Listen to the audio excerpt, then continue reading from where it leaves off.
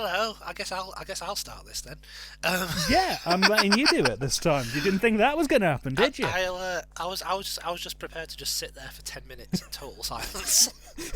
we were staring each other out quite violently. Staring at the black screen in front of me, just going. He's gonna break any minute. I'm not gonna do this. He's gonna do it. And then you were there on your side going, he's gonna break any minute. I'm not gonna do this. He's gonna do it.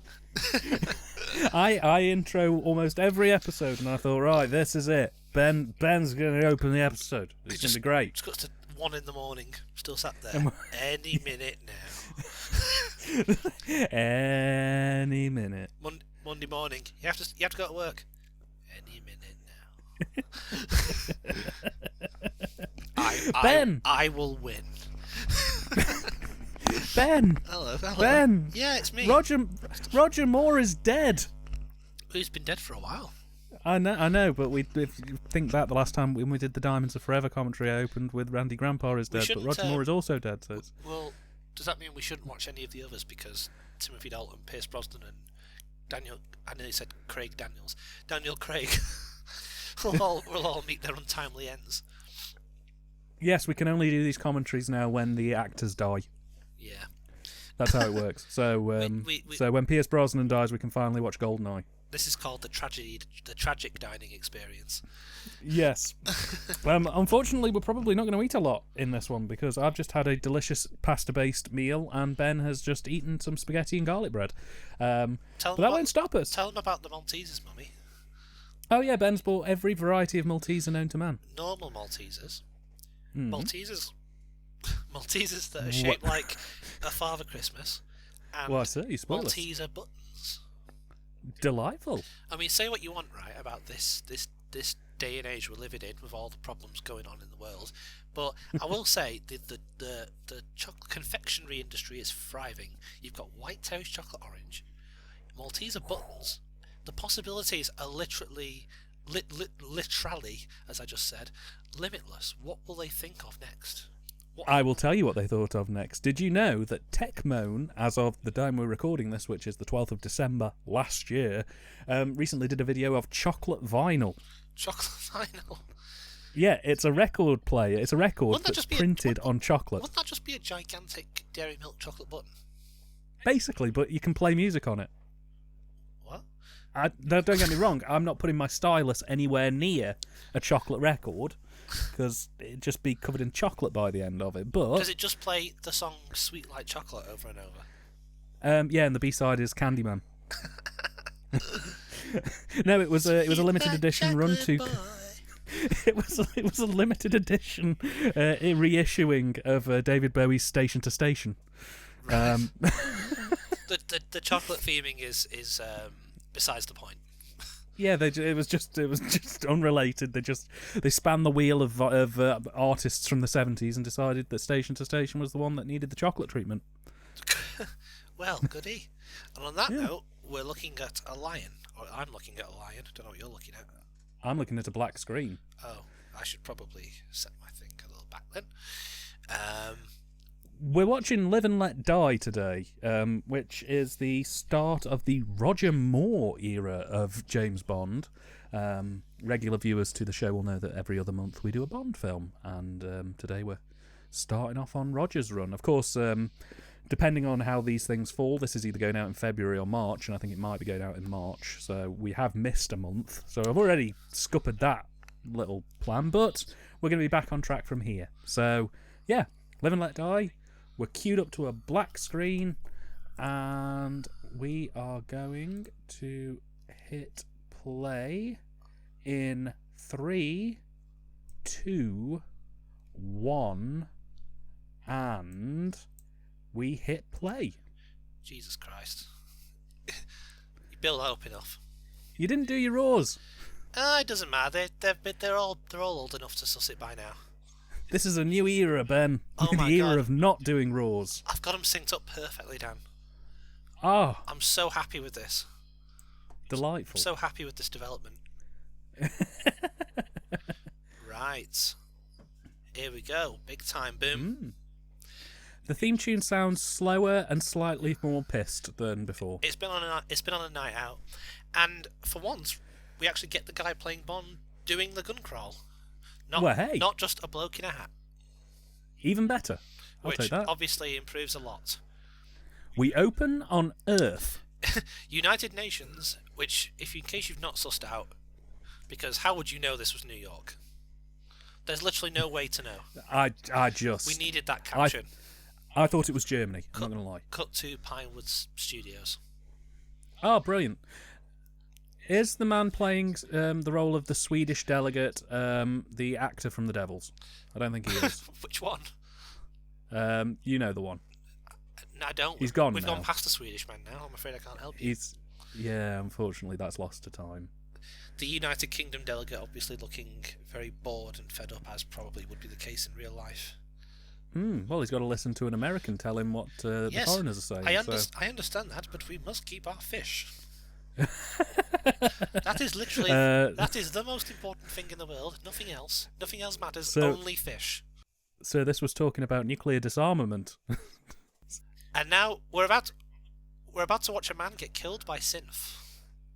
Oh, brilliant! This is like that bit in Scanners again. He's dead. That would have been good. That'd been a good way to start the film. Slumps forward. Death by Dudley Simpson. That is a very 1973 way to kill someone. Meanwhile, on a street corner, we're going all over the shop in this little intro. Now we're in New Orleans. Ben, have you ever drank at a fillet of soul? I've been to a fillet of soul, but I think it was over here, so I don't think it was like fillet of soul is a real like chain of places. But I don't think what I went to was probably just some like cheapy sort of Poundland version of it. It was Manchester, so that would figure. This is a great sequence where this gentleman appears to be murdered by the entire population of New Orleans. The way he dies is very underwhelming and made me laugh very loudly. Why was it? What underwhelmed you about it? It was just the fact he was like, "Oh, who died? You, there." Would you prefer it if the bloke stuck a thing in his ear and played a synth noise? Yes, I would have preferred. That would have been good. Just shoves it in his ear. I want to see him reverse pickpocket a hand grenade into this man. Yeah. I like this. It's very like macabre. A whole procession of people. And the way the mood just suddenly goes bang here. In a minute. I'm speaking too soon. Yep. There we go. Hooray! The man is dead. The man is dead. The man is dead. We killed the man in the hat. He is now in the coffin. Fuck that man. He is dead and he's got a hat. But hey! That magic coffin was only available in the deluxe Paul Daniels magic kit. We killed the man in the hat. We stabbed him in the back. Look at. Here comes the Spider-Man. Now. Meanwhile, in made-uppy land. So, Ben, I take it that this film is an accurate portrayal of black people, yes? Should we get this out of the way? This part of the discussion. The race politics of this film. Now, there's nothing sort of... My feeling about it is, it's a very strange film to watch, especially in 2020, which is when we're watching it. The year of, massive protests across America, the Black Lives Matter movement, all of that stuff, which does make this film very strange to watch. I mean, I'm not going to sort of be one of those people who says, "Oh well, it was all right then, but it's bad now." It's like, well, it wasn't really all right then either. It was bad then, and it's bad now. There's no really sort of. I'm not like one of those Doctor Who fans who tries to defend the talons of Weng Chiang or something. But what I will say is, I don't think this film comes from a bad place. I think it comes from a slightly naive place. Yeah. You know what I mean? Like, I don't think they... Yeah. It's not as if they were setting out to, let's make a film which depicts all of the black characters as evil because we are massive racists. That's not what they were doing. I think they just didn't... Their way I always sort of understand it from what I read about the behind the scenes is that the sort of joke of the first bit of this film is, what if Bond was in a blaxploitation film? Like, what if you put? Which was one of the immediate pitches that you sold me that actually sold me on the film entirely. Yeah, I mean, what if you put what if you put this man who's whiter than vanilla ice eating shortbread Frightened milk into the middle of this very groovy 70s sort of blaxploitation film? It just looks a bit strange now, but I mean, you know, I don't think this film is. It comes off as very.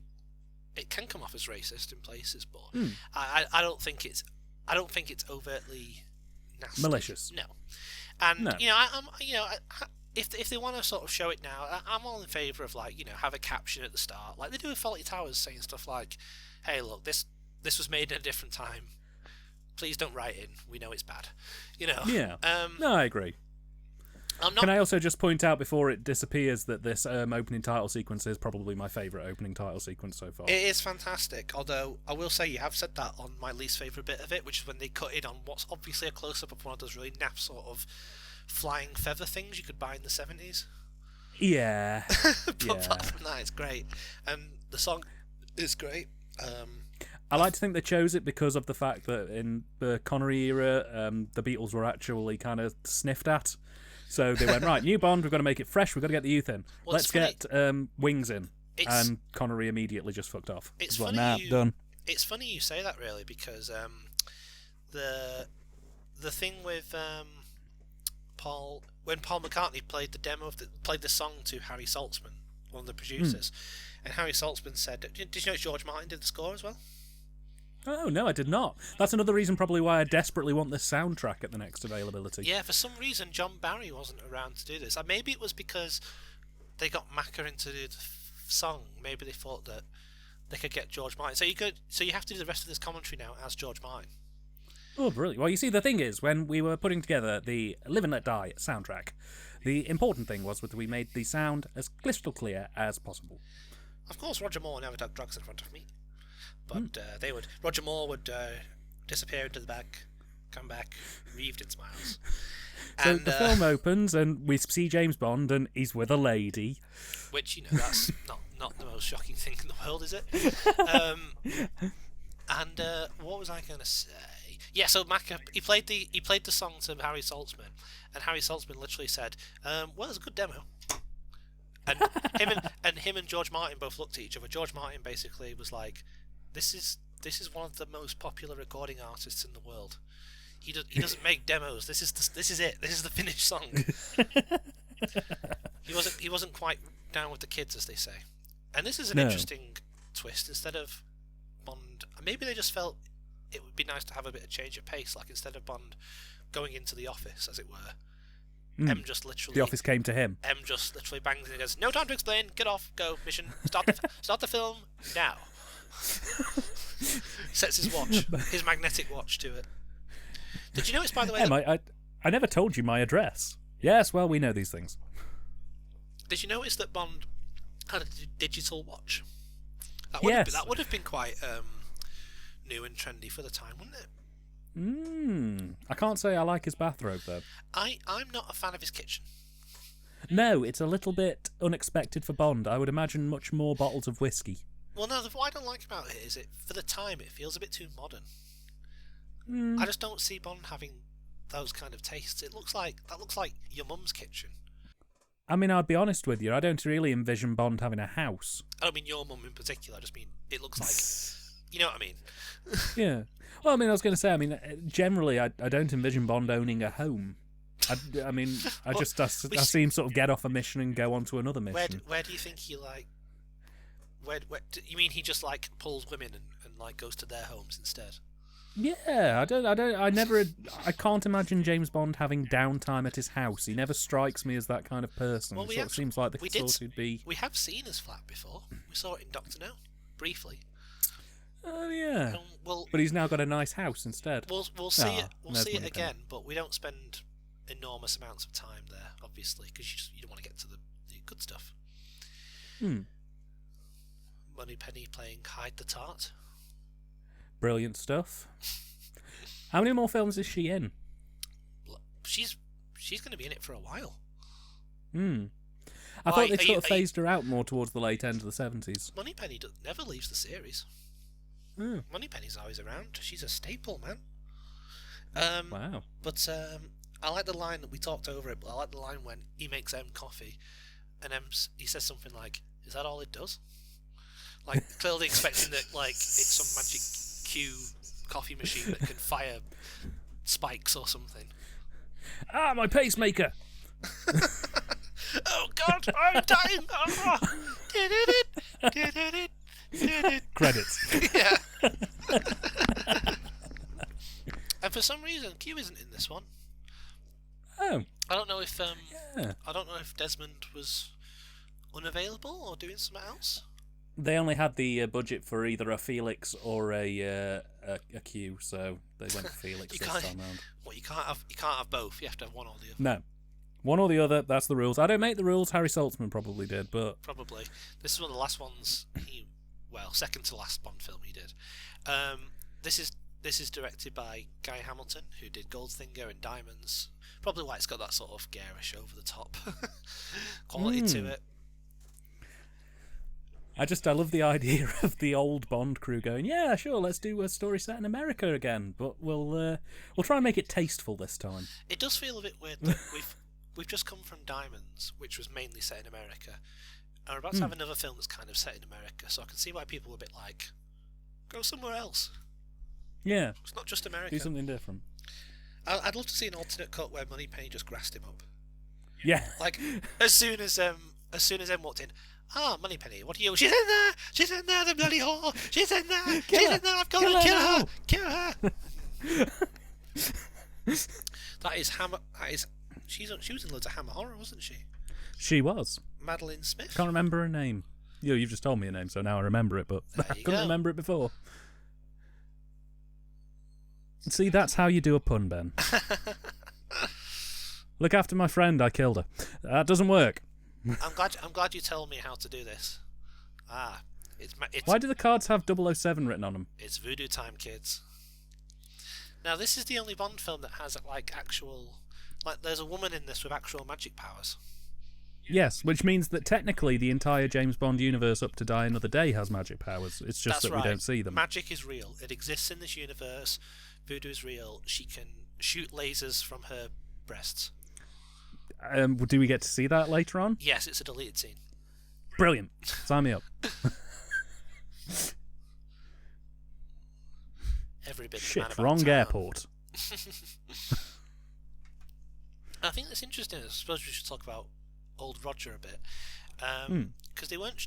They wanted to cast him for On Her Majesty's, but he couldn't get out of his contract with, I believe it was The Saints was the TV show he was doing at the time. Yeah. Couldn't get out of his contract with that. But they wanted him after Sean left the first time. And they were unsure about it because, like, you got to think, when they cast Sean Connery, like, he was kind of known, but not really. He was known for, like, film fans, but he wasn't a celebrity. Roger Moore was already a celebrity by this point. Well, he already played Bond in 1964, so... He had. You've seen that? I have, yes. Yeah, that's quite funny, isn't it? Yeah. That sketch.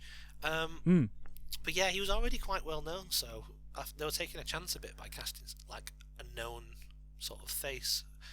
And Roger Moore admitted that when he was reading the script, he couldn't not hear Sean Connery's voice. Like when he tried and read the lines at home with his wife, he constantly talked like this. Like it was like it was unavoidable, and he had to sort of. He said he had to sort of work a lot to sort of try and put Sean it up a bit, the Sean years behind him, as it were, and get on with this new phase. That's Look, Big Daddy, it's regular Daddy. That's Whisper, whose superpower in this film is he talks quiet. Yeah, that's that's which is Well, funnily enough, Ben, I don't know if you know, we've got him on the show today. Have we? He's been he's been talking for the last 20 minutes. We've got him mic'd up and everything. Yeah. I even boosted his audio. He has another counterpart just called Loud. Yeah, that's Brian Mr. Blessed, Bond, isn't it? I've come to kill you! That's Brian Blessed, isn't it? I'm coming to get you!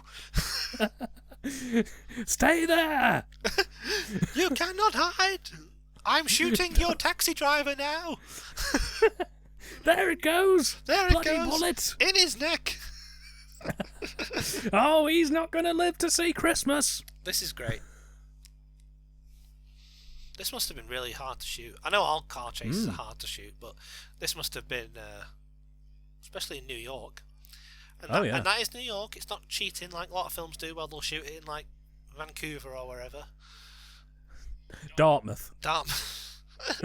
Hey, there's some more egregious examples of that coming up. Of like places. It's a bit like in You Only Live Twice, where they tried to get us to believe that a field in Surrey was Tokyo. Yeah, that ain't happening. Yeah. But what was I saying? So if anyone who is listening to this should go and buy Roger Moore kept a diary on the making of this film. And it was published, and it was out of print for years and years, and then last year they re-released it. They reprinted it. Nice. And it's really good. It's really funny. If you ever see, Roger Moore is just in interviews. He does commentaries, by the way, on all his films in this set, and they're worth listening to, because it's basically just anecdote city. He is just full of brilliant stories and memories, and yeah, you should definitely check those out. Oh wow. I'll have to give them a spin. I recently, for people who keep track of these things, first of all, hello. But I recently picked up the Blu-ray set of the Bond films, so I got to actually watch this on a nice big telly, as opposed to a digital file. Get him a check on a white Pimobile. I love that line. Even though you turned around and said to me, "Well, the Pimobile is an actual car," I just love. Did you think idea of? Did you think Felix was just being a horrible racist? I thought it was a mixture of being a horrible racist and the scriptwriters desperately trying to Blacksploitation the place up a bit. Well, we'll get to that as we go on. But there's Jane Seymour looking lovely. Looking very lovely. This was her first. She gets an introducing credit in the title sequence. So this was her first film. Very nice. I think she was a theatre actress, which is why probably why she talks like that. Very, very refined, very proper. Very, very clean delivery of lines. Received pronunciation. Is the flavour of the day. Yes. Now we are firmly in the 70s now. We're watching American men in suits, surrounded by tape machines, bugging phones. This is our Watergate stuff. Quintessential 70s film image there, really, isn't it? And now we're in the Ocunt voodoo shop. Yes. That's his name. And one of the things I really loved about this is that there is a shelf in this place, and you'll see it coming up in a minute, which says something like, "Please do not touch these, are used for rituals," on a series of skulls. Which it just made me laugh, because I was thinking, well, what else are you going to use them for? It implies, doesn't it, that somebody was buying them and not using them for rituals, which just isn't on. Yeah, there it is. These are sold for rituals. There should be an exclamation mark at the end of that. Yes. Like they're telling people off. Yes, I'll take 3 of the ritual skulls, and give us 2 bongs, and I'll take this novelty snake, thank you. Are you buying that for rituals? No, I'm buying it to be funny. I'm going to take it home to Moneypenny. I'm going to put Who's Moneypenny? I'm going to put it in M's bed when he's not looking. He loves a good joke. He loves a good jape. Are these real skulls? Well, yes. I'll take 3. Those are the skulls of all the baddies Bond's killed in the previous films. They're all that's left of the Blofeld impersonation racket. On display. There's the Pimpmobile. Very nice. Yes, the Pimpmobile is a real car. Sorry, I'm just going quiet because Jane Seymour's on the screen. Yeah. There's a secret elevator room. This film consists of people coming in and out of secret elevators and lifts. It's like Get Smart. Yeah, I love it. I like all the sort of weird secret-y rooms that they have in this film. There's quite a few of them, like weird revolving walls and trapdoor floors, and it didn't really happen in Connery's era all that often. But this film's just like, yeah, sod it. We're going to have revolving secret walls now. That's a thing. The entirety of the city of New York is just a front. Yes. Anywhere you go, it'll just revolve. We'll get to that. Ironically, the only building in New York that is not a front is Trump Tower. That one's real, unfortunately. That's a front for all manner of mafia activities, which hopefully by the time this is released will have all been exposed. to the public at large. I think the words occult should also have an exclamation mark. Now, is it supposed to be pronounced occult, or is it supposed to be pronounced occult? It's supposed to be pronounced cunt. I've just wasted 20 quid on a skull. I could have got this for 10. I can't even drink out of it. It says it's for rituals only. You bought it. Are you buying this for rituals? No, I'm taking it to a beer keg party. We're going to do keg stands with it. I'm going to drink Carlsberg from it. Now you know that's a Carling skull, Ben. Now this is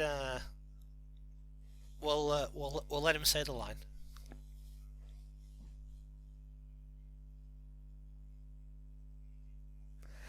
Right. To me that sort of, I never liked that joke, not because it's like edgy or anything. Oh well, actually no, that's why I don't like it. Because it feels like it's trying too hard to be. It feels like Tom Mankiewicz, who wrote this film. Yeah. It feels like they're trying too hard to be like, this ain't your dad's Bond film. Yeah, it's very much got the vibe of look, we've watched Shaft, and we need to figure out how we can spice up this cab scene. We can make jokes about the Klan. It's fine. This isn't a kiddie film. So, well, like I say, this is the thing that I've seen so many blaxploitation films over the last few months. It's the works of Rudy Ray Moore and the Shaft films and Welcome Home, Brother Charles and stuff like that. Now, this really reached out to me. Maybe you should play my comments earlier when I said that I don't think this film is racist, across the scene where it's implied that every black person in Harlem is working for the baddies. Could you imagine that happening now? Oh God, Daniel Craig stars in Live and Let Die too. The reel of film would be burned on entry. Oh God. We said "Oh God" at the same time. Yeah, that's good in stereo. Ben and Dan. I'll put you exclusively on the right channel for that. Ben and Dan in stereo. High fidelity. I love this. Go on. I really love it if he just tried to fit in. Oh, did a God. stereotypical black boy. Oh no, I'm just picturing Roger Moore like, what up, my homeboy? Yo, dog. Cut me some slack, Jack. But he's like, it's hopelessly outdated even for the 70s. He's like, give me a beat, daddy-o. Hey, cool it, cat. Bourbon, please, on ice. You dig? I love the nonchalantness of the waiter there. Yeah, it happens all the time. So does everyone who sits in that booth is taken to Mr. Big's crime lair? Yes. It could just be someone like thinking, "Oh, I'm knackered. I'll just pop in this and have a quick drink, and then I'll go home." So he gets in, he gets a pint, and then that's number wank. The problem is the mechanism was never removed, and it seemingly was triggered by the song "Tub Thumping" by Chumbawamba.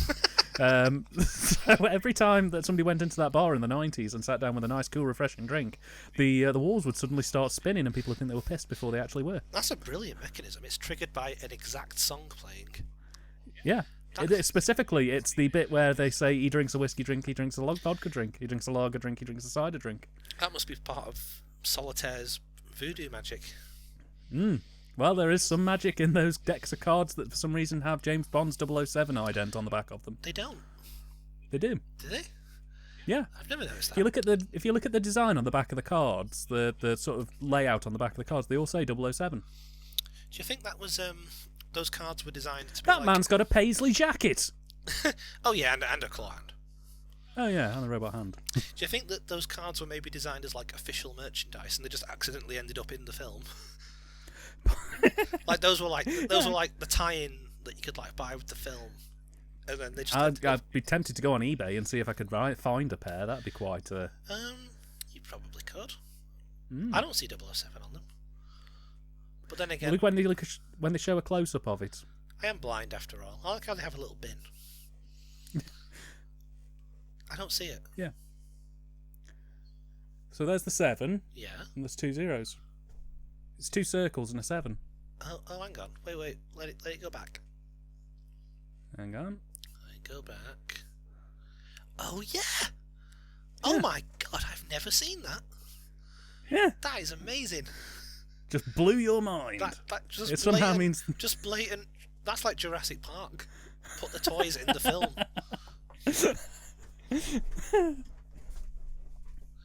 This is a fantastic little exchange coming up. Oh, I love it. This has got one of my favourite lines in the entire film. Names us for tombstones. That is so brilliant. Yeah.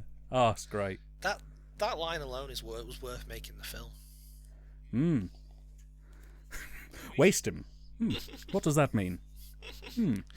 It means he's going to take you in the back alley and shoot you. Shoot me. Oh. What does that mean?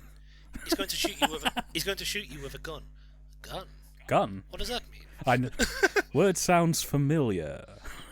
I'm sorry. Ah, shooty stick. I know that one. I'm sorry. I don't speak German.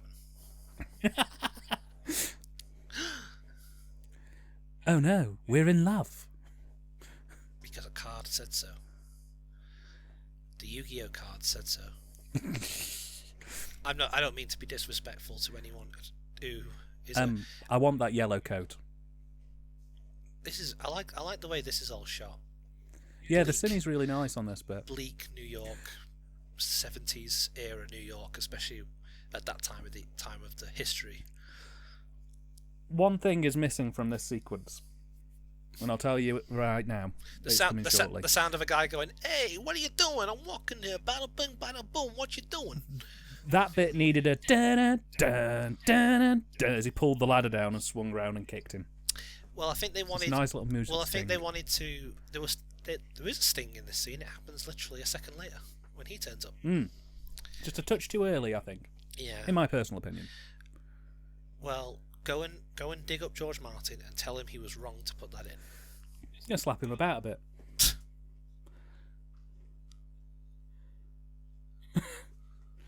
Well, would you prefer me to black up? It cuts to a montage of Roger Moore blacking up.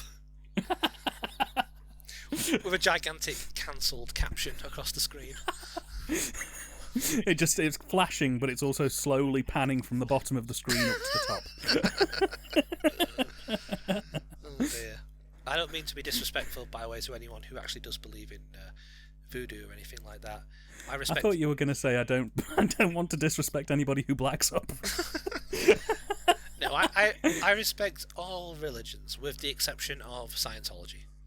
Yeah, they're evil. They can go fuck off. But everyone else. And Trump and Trumpism. That can. that basically is a religion. Ah, I see your car has a microphone. Mine has an ejector seat. Microphone. What's that?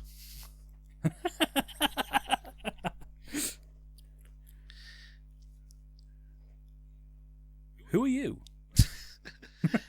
Why is your version of Bond in this film very confused and not sure of anything? Because in fairness, he does look quite confused for a majority of the film. Oh, here we go. Oh, best Bond villain ever. I love him.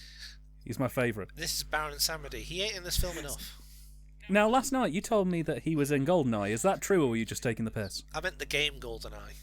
No, I mean the game GoldenEye. Yeah. He's an unlockable character. Is he? But you can unlock loads of people from the different films. Oh wow! In multiplayer, yeah. I don't recall him in it. I used to play it as a kid, but I don't think I ever unlocked him. You could unlock him. You could get Oddjob. You could get Scaramanga. I definitely had Oddjob, but I don't remember him. No, you could get Baron Samedi.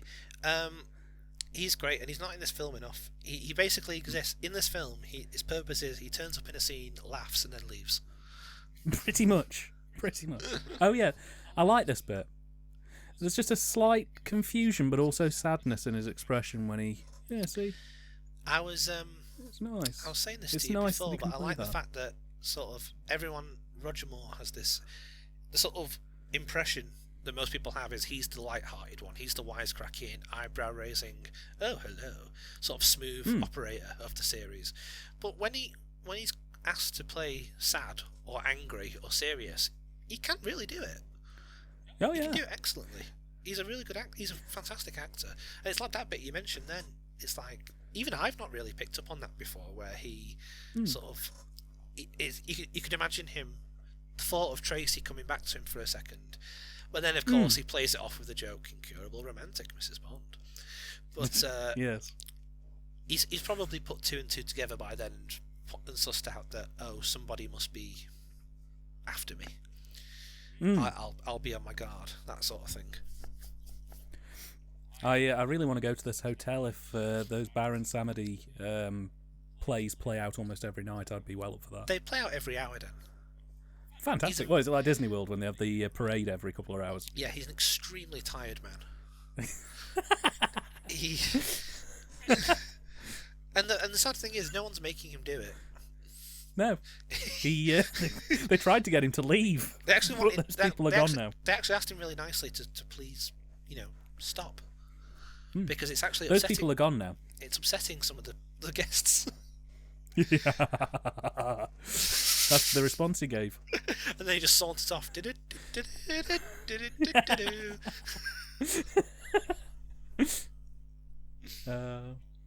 This is a really good. Going on about the score again. It's really good. Like, you would not think that George Martin did it. I just think this was another John Barry job. Well, like I said to you last night about this again as well, that this is the first soundtrack I've heard out of all the Bond films that I would really, really like to just genuinely own. Because I'm a bit picky with film scores in terms of listening to them outside of the film that they're from. But this is the first one I've listened to where I've like, every song on this is actually surprisingly well made and really nice. I think John Barry comes back to do the next one. But every now and then they'll get someone else to do it. I don't know if that was to do with John Barry was busy, or maybe it was a money dispute, as these things often are. Not a lot of Q wizardry in this one. You've got that little thing there. Yeah, the gadget to kind of set up before he even comes into the picture. He doesn't come in. So you've got his magic watch, but apart from that, at least he remembered to turn his bath off this time, unlike in From Russia with Love, which is still running to this day. £800,000 of damage. The entirety of Istanbul is underwater, Dan. Thanks to Sean Connery. Well, I've got over my fear of spiders finally. I just hope I don't see any long spiders. I'm sure there are no other animals on the earth that could pose any potential harm. No, sir, not at all. He doesn't look like Roger Moore in that angle. Who does he look like? I don't know. He gives me a bit of David Bowie vibes. Okay, apart from the fact he looks nothing like David Bowie either, but fair enough. 1983 David Bowie. Oh, but not 1973 stick thin skeletal on heroin David Bowie. No. Who are you? What are you doing? It's me, Loud. I've got your Fosters here. Would you like me to pour you some bubbly? At least in this scene, he doesn't go, Dom Perignon 55.8. That is as good as 54.4. I can't tell you how happy I am that isn't happening in these films. That was a very nice little ASMR voice you did. It's given me quite the erection. Oh, well, it's okay. Just try not to let the laptop fall down. Who needs Jane Seymour when we've got you, eh? You're very welcome. No, but one of the things I'm really grateful about this film is that Bond isn't really a wine bore in this film. He doesn't. He asks for a bourbon, and that's about it. He doesn't drop that part of his character entirely, but he's less of a dick about it. He'll still make the odd comment about, Dom Perignon 55, so, he likes his booze. Oh my god, a long spider! He likes his booze, the old alky. Those are not Roger Moore's feet. No. Those Connery also would never have done this. I saw this on one of the extras. That is not Roger Moore's feet. He absolutely refused to be near that thing. Which I would too. That's also not a real snake in that final bit. They murder. Snakes are fine. They're basically all right to murder. Yeah. Well, they're evil. They are evil creatures after all. They don't have feelings. I've read the Bible. I know what's good and what's evil. I want to kill snakes, Dan. Well, Ben, today your dream comes true. Follow me. He should keep that cigar in his gob for the whole film. Yes. And then I think he should also add a yeah to every other sort of sentence. The Bard of Bond will be played by Mickey Rooney. Not Mickey. See, now we got to go to this island. Now. I meant to say James Cagney, not Mickey Rooney. Ruined it now. But only if he does Mickey Dolenz impression of James Cagney. Yes. Every other scene is just, You're the dirty rat who killed my brother. Anyone who's seen the Monkeys TV show knows that Mickey Dolenz would do a James Cagney impression about once every 15 minutes. He does that outside of the show as well, apparently. Just every 15 minutes. It can be quite embarrassing if it hits during particularly sensitive moments, such as funerals. Sensitive. If it hits you in sensitive moments. Rosie Carver. Now, here's spoilers. She's a baddie. But what if I was saying this to you last night? I was saying, like, Bond could have just, instead of doing what he does eventually, which is take a card to a shop, and then somehow from that the woman goes, the person you're with is a baddie. He could have just rang Felix. Yeah, that would have saved a lot of time. And been like, did you send a woman to help me? No. Okay, I will shoot her now. After I shag her, of course. Which, again, was one of the only other moments of this film that I wasn't particularly on board with. But that's, again, probably because it was written more with Connery in mind. Yeah, but that's Bond. That's just the character. That's not necessarily down to the actor. I can't see Daniel Craig doing that. James Bond is basically a cunt. Yeah. And it's not, it's not a nice thing to do, but it's also not terribly out of character either. No, not really. Women are basically things. What object am I going to compare you to today? Fuck 'em then fling 'em. That's my motto. Oh God. It's nice to see that I have it on my wall in Latin. It's on my family crest. I asked for it to be hand painted, but smeared is probably the more accurate term. That's what that crest from On Her Majesty's means. It doesn't mean the world is not enough. It means fuck 'em then fling 'em. They're basically yours. They're basically your possessions. They're basically yours. Look out, a hat. With a feather. This is a nice little dismissive line from Bond here.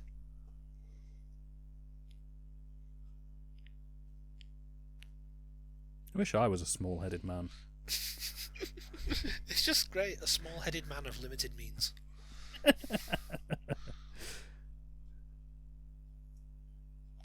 like he needed an excuse to sleep with the woman.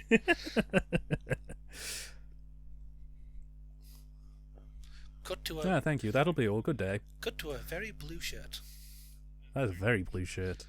When we inspected the Jesus. 35mm elements of Live and Let Die, we decided to emphasise the blue shirt as much as possible I always wondered. to an almost eye-watering level. It's never made clear. I'm assuming Solitaire sent him the card, but it's never actually stated. She must have done. Depends. Actually, she must have done because she's the card lady. She is. She would have predicted this. But has she made the decision yet to help him? It's because she had the card that showed that they were destined to be lovers. Yeah, it's got the same design on the back of the card, so she would have been the one who sent it. I guess she was a bit upset when it said they were destined to be lovers, and they were for about 2 days. Yes. which is quite a long time for Bond. Yeah, that's pretty much almost the same level as his wife. So, you know. He wasn't married for 2 days. He was married for 15 minutes. Yes. And if ever a line, wait a tick, that means I'm single again, great. Oh, behave. You, get up. Now, I'm surprised you didn't recognise him. I did not. He's in Doctor Who. Is he? A very famous Patrick Troughton story. Is it Toberman? It's Toberman. It's Toberman. Yep. He's put a bit of timber on. Well, this was about 5 years later, or 6 years. What year was this? 1973. 73. Tomb of the Cybermen came out in 1967. So yeah, 6 years later then. Yeah. I know that he turns up in Terror of the Autons. Does he? Which I think was 1971, 72. Yeah, he plays the strongman. Oh, I don't remember him in that. Yeah. But yeah, he's in this. Wow. He's another sort of alumni from both popular franchises that cross over. Good, isn't it? At least he gets more to say in this than he did in Tomb of the Cybermen. Well, yeah, that's true. That is true. They actually give him, lines. I think he has one line in Tomb of the Cybermen, which is "None shall pass Toberman." Yeah.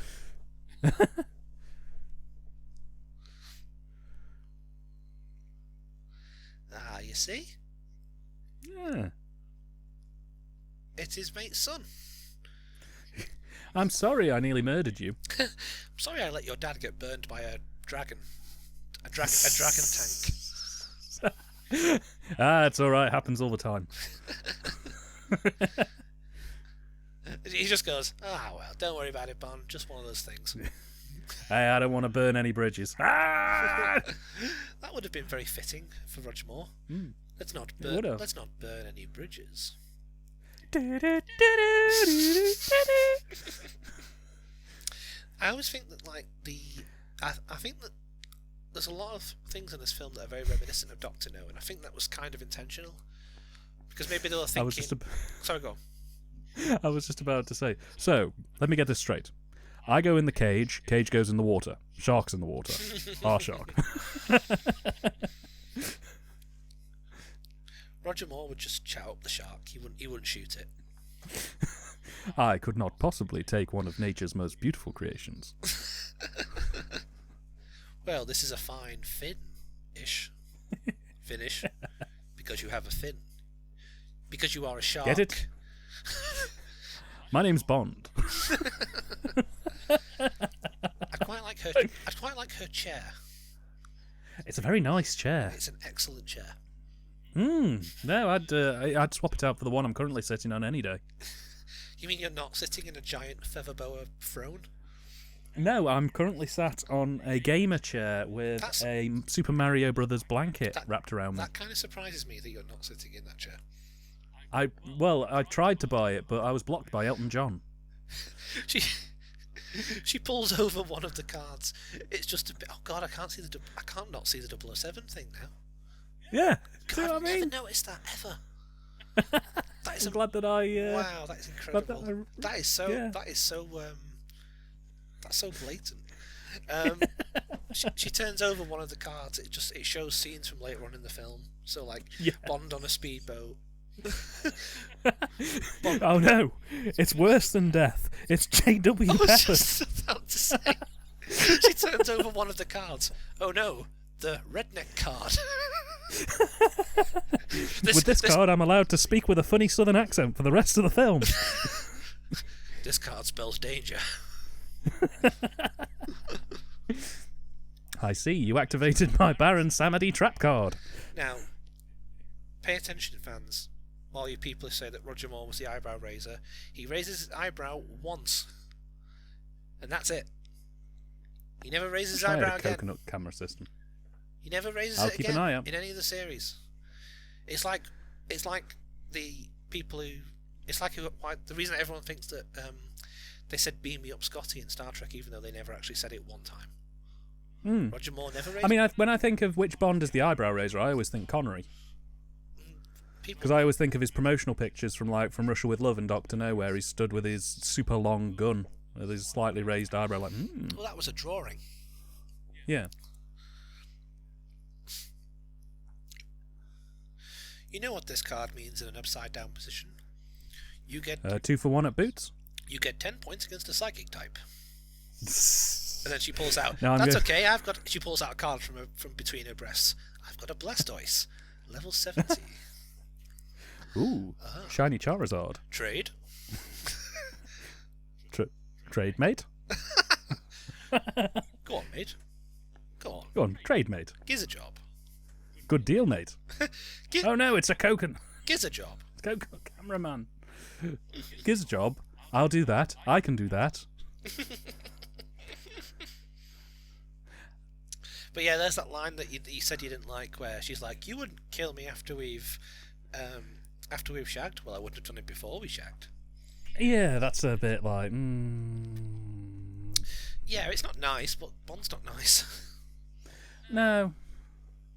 But the thing is, though, when I think of Roger Moore's era in Bond, I always imagine him as a little bit more cuddlier than that. Well, he generally is, but at the end of the day, he's still James Bond. Also, why do the cameras have to be coconut people? And why do you need two? Yes, and why do they all have armed bullets?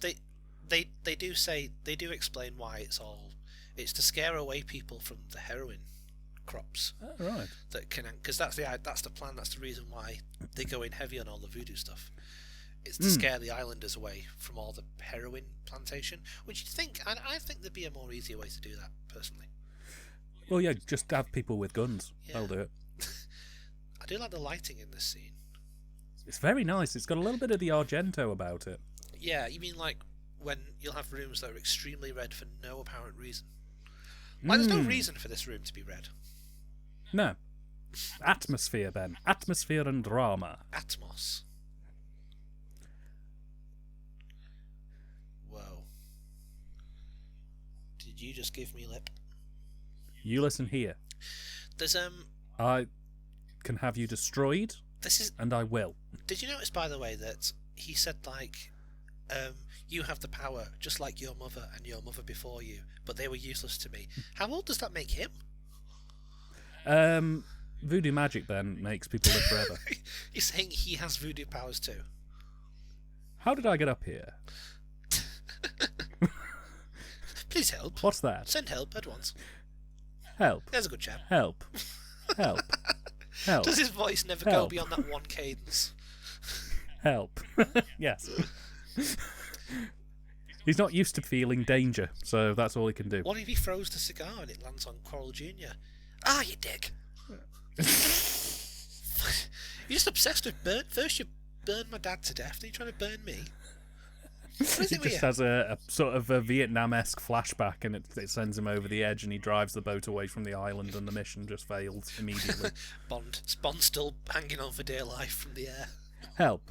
Help. But yeah, there he says that, like, just like your mother, I took their power away from them. So does that mean he shagged her mum and her grandma? Yes. Oh, okay. Help. Help. Can Angus led a very exciting life, apparently. He's explored all of the fruits of the forest. I wish they'd written the scene how I just described it. Where it's like, I shagged your mother and your grandma and your grandma. Not and I'm coming for you next.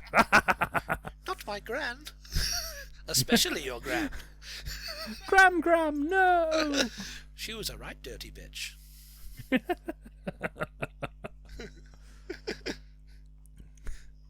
She could tell you some stories. Oh dear. Stop talking about my grand that way. The word golf ball and hose come to mind.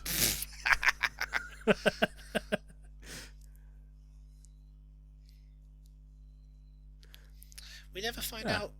We never find out if they found the hang glider. He just kind of leaves it. Yeah. I mean, he has left it literally right outside Kananga's house. Why did he need the special trousers? They're the special Q branch trousers. Well, I can't have black trousers with a cream jacket.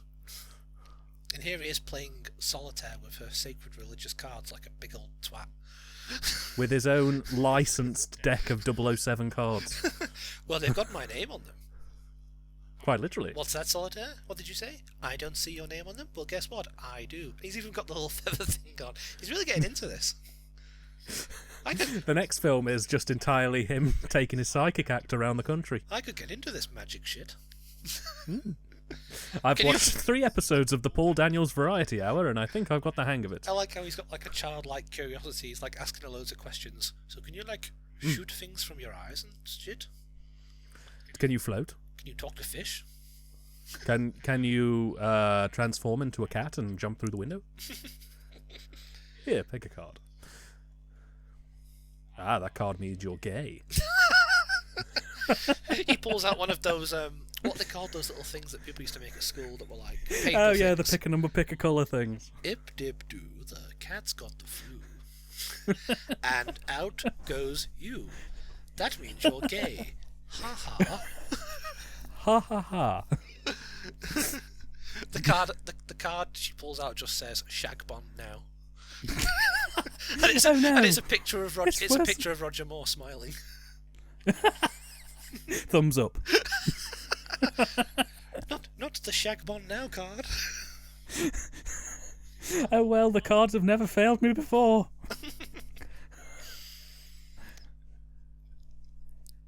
I mean, you could argue that he's doing this to benefit his mission, but still, bit of a cunt. Where did he get a pack of cards that were all the same thing? Well, Because that implies one of two things. Either A, he had to buy like 52 packs of tarot cards to get 52 copies of that one card. Or he did go to the voodoo shop before when he woke up at the hotel. Maybe he, but then again, that is a lot of forward planning. yeah, and he would also have to know that they were the brand of cards that she bought, unless 007 tarot cards are the only cards in the world for sale. Maybe he sort of rips open every single pack of cards in the shop. The owner getting very upset with him.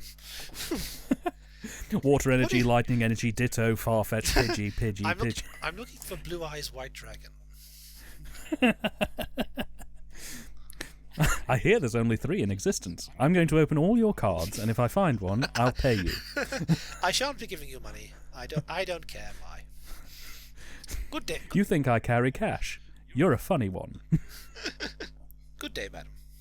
I've never seen Bond pay for anything in his life that freeloader. No.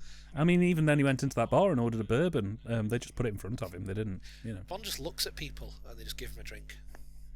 In fairness, I probably would. That's his voodoo power. Mm.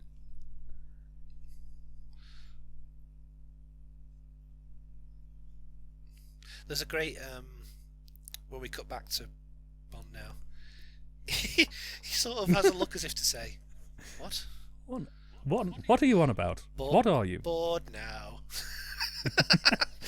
Don't care.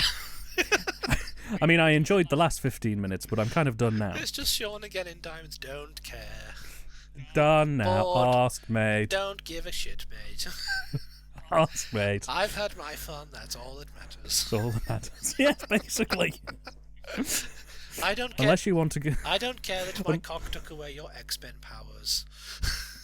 Unless you want to go again, I'm off. Unless you want to go again. I've taken away your X-Men powers and your psychic powers. I can take away your dignity too. Your career is over. You are now disposable. Goodbye. Because that's the thing to take away from this. She was basically, her career was psychic, and now she hasn't got that. And I don't think that she was really trained in any other field. So at the end of this film, when he inevitably dumps her off, she's got nothing. So at all. I'm assuming that Bond's superpower is that he's a bit like Rogue from the X-Men. He can take away people's powers, except where Rogue touches people to take away their powers, Bond has to use his cock. Basically. This looks like a job for wee Jimmy. That's his name for it. Yes. This looks like a job for Cornelius Speckley. and his 2 admirals. This looks like a job for Sir Topham Hatt. Oh, Sir Topham is shy today. This looks like a job for Q Branch.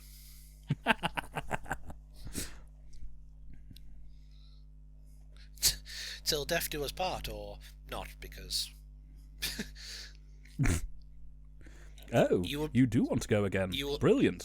You will be gone by the next film. Well, I guess I could stay for another 15 minutes. I'll have Moneypenny dispose of you. Here's a check. Don't write to me. It's not mine. See you in a bit. Bored now. Ask, mate. I think they should do a Bond film where all the unsolicited children of Bond meet up and try to rescue James Bond from prison. Or better yet, try to seek revenge on him for years of not seeing them and mispaid alimony and basically mispaid child benefit payments. It's kind of like a gritty revenge film where Bond is actually the villain. He's basically a villain in most films anyway, even when he's the hero, so I'm sure that would be fine. Like Zoink's Solitaire, this place gives me the jinkies. What kind of a stupid name is Solitaire, anyway? Can't you be called... It's because I play with cards. Can't you be called something normal, like Honey or Pussy?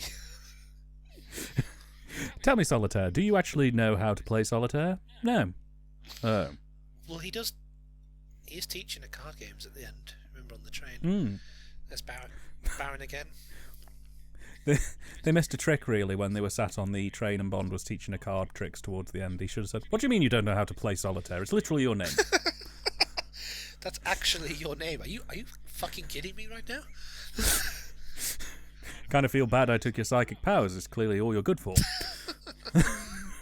Is there any way you can get them back somehow? Maybe if I slid out of you. Oh, God. Maybe if we try the tradesman. Would that have a kind of reverse effect? See, if I bum you, it works out fine. That's what he should have done. And it would all have been alright. She could have used her psychic powers to, like, throw Kananga off a cliff. or something. That's just what this franchise needed, a crossover with Carrie. See, now this is when we find out the baddie is growing heroin. And this is the part of the film that I'm not really keen on, because it just feels a bit like the plan, the evil plan, is a bit low stakes. Like, do MI6... I'm sure in real life they do this, but in the magic fantasy world of the Bond films, do MI6 really need to give a shit about drug dealers? I mean, 2 films ago he was trying to stop World War III. Well, I kind of described it to you as I liked to think that this was one of Bond's kind of more day-to-day missions. So, like, everything that we've seen so far are, like, the grand tales of James Bond, the stuff that he would tell you in the pub. Whereas this is more of a, oh, this is Tuesday. Okay. Bond would be such a bore in a pub. He would. Did you know? It'd be awful. Did I ever tell you about the time I jumped in the volcano? Like, yes, Bond, you have told us that. You told us last week. You told us the week before. Oh, right. Did I ever tell you about the time I shagged on a black... Yes.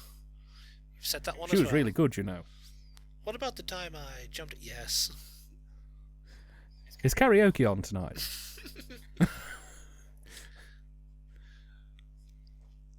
He'd be the kind of... He's the kind of person who would go up to the bar and would demand a full history of all of the spirits behind the bar before he made his selection. And it would take him an hour and a half to end up just choosing tap water. Do you have Come On Feel the Noise by Slade? Do you have Tub Thumping by Chumbawamba? That's my jam.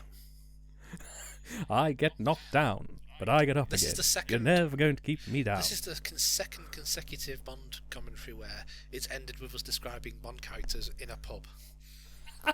I mean, if we weren't... You say that like it's a bad thing. It works for me. If we weren't such raging alcoholics with no career or life prospects, it would be funny.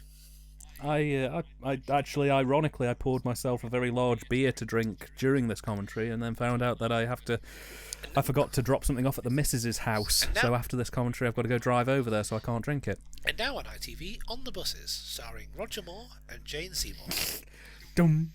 Da-da-dum, da-da-dum, da-da-dum, da-da-da-da-dum, da-dum. Oh, bloody hell, I'll get you, Kananga. Here, I hear that Solitaire's a right bit of crumpet.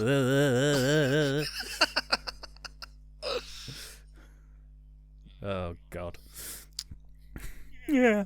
What are you taking that bus out for? You ain't even got a bus driver's licence. I mean, there were loads of cars nearby. I'm not sure why he chose the bus. I don't know. It just the vibe made me to it. It just felt right, you know. Like, that would have sure, been, I could have taken a... That would have been such a dangerous stunt to spin that bus around. Because buses aren't... Oh, yeah. I know this may shock you, but buses aren't designed to do that. What? So, if you spin that thing around with its ginormously heavy top, it's going to end up on its side, probably. I think I read... It's on one of the extras on one of the Blu-ray stuff. They talked about how they had to, like, reinforce the bus. And even then, that wasn't enough because it still felt really scary to turn in that thing. Wow. Jeez.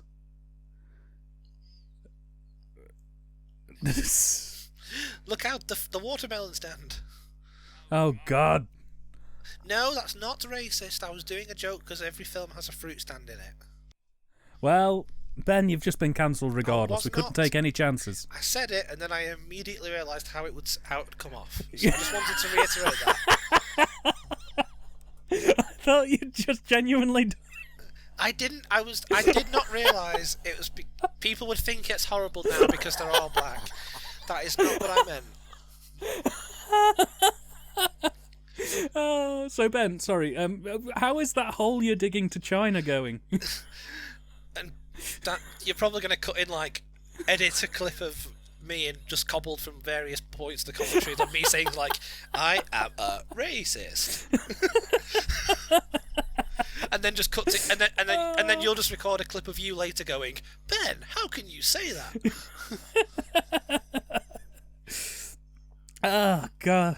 That's lovely, because the innocence followed immediately by the heavy context was such a satisfying feeling. I literally said it, just making a joke about fruit stands in films, and then my brain just went, oh no.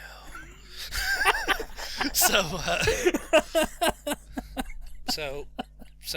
for anyone listening, not a racist. At all. And that's just where you get the slideshow out. Fucking back and forth. Ming the Merciless.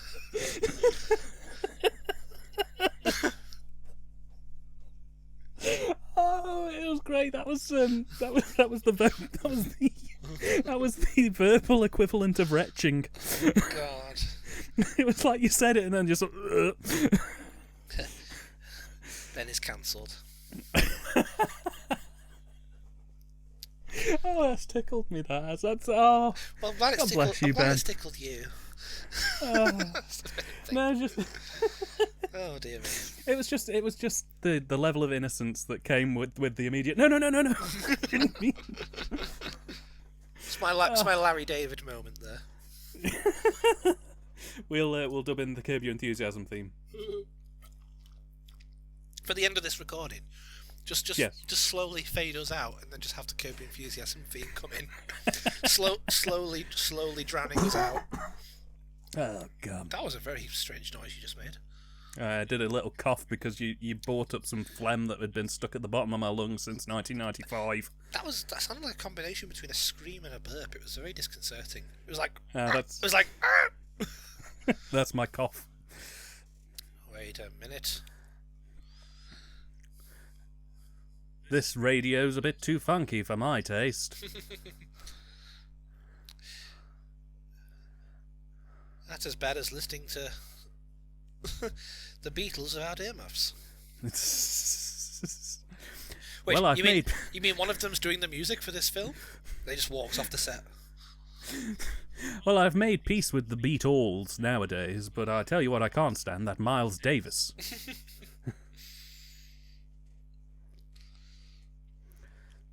Here's another one of what I like to refer to as the silly scenes in this Bond movie.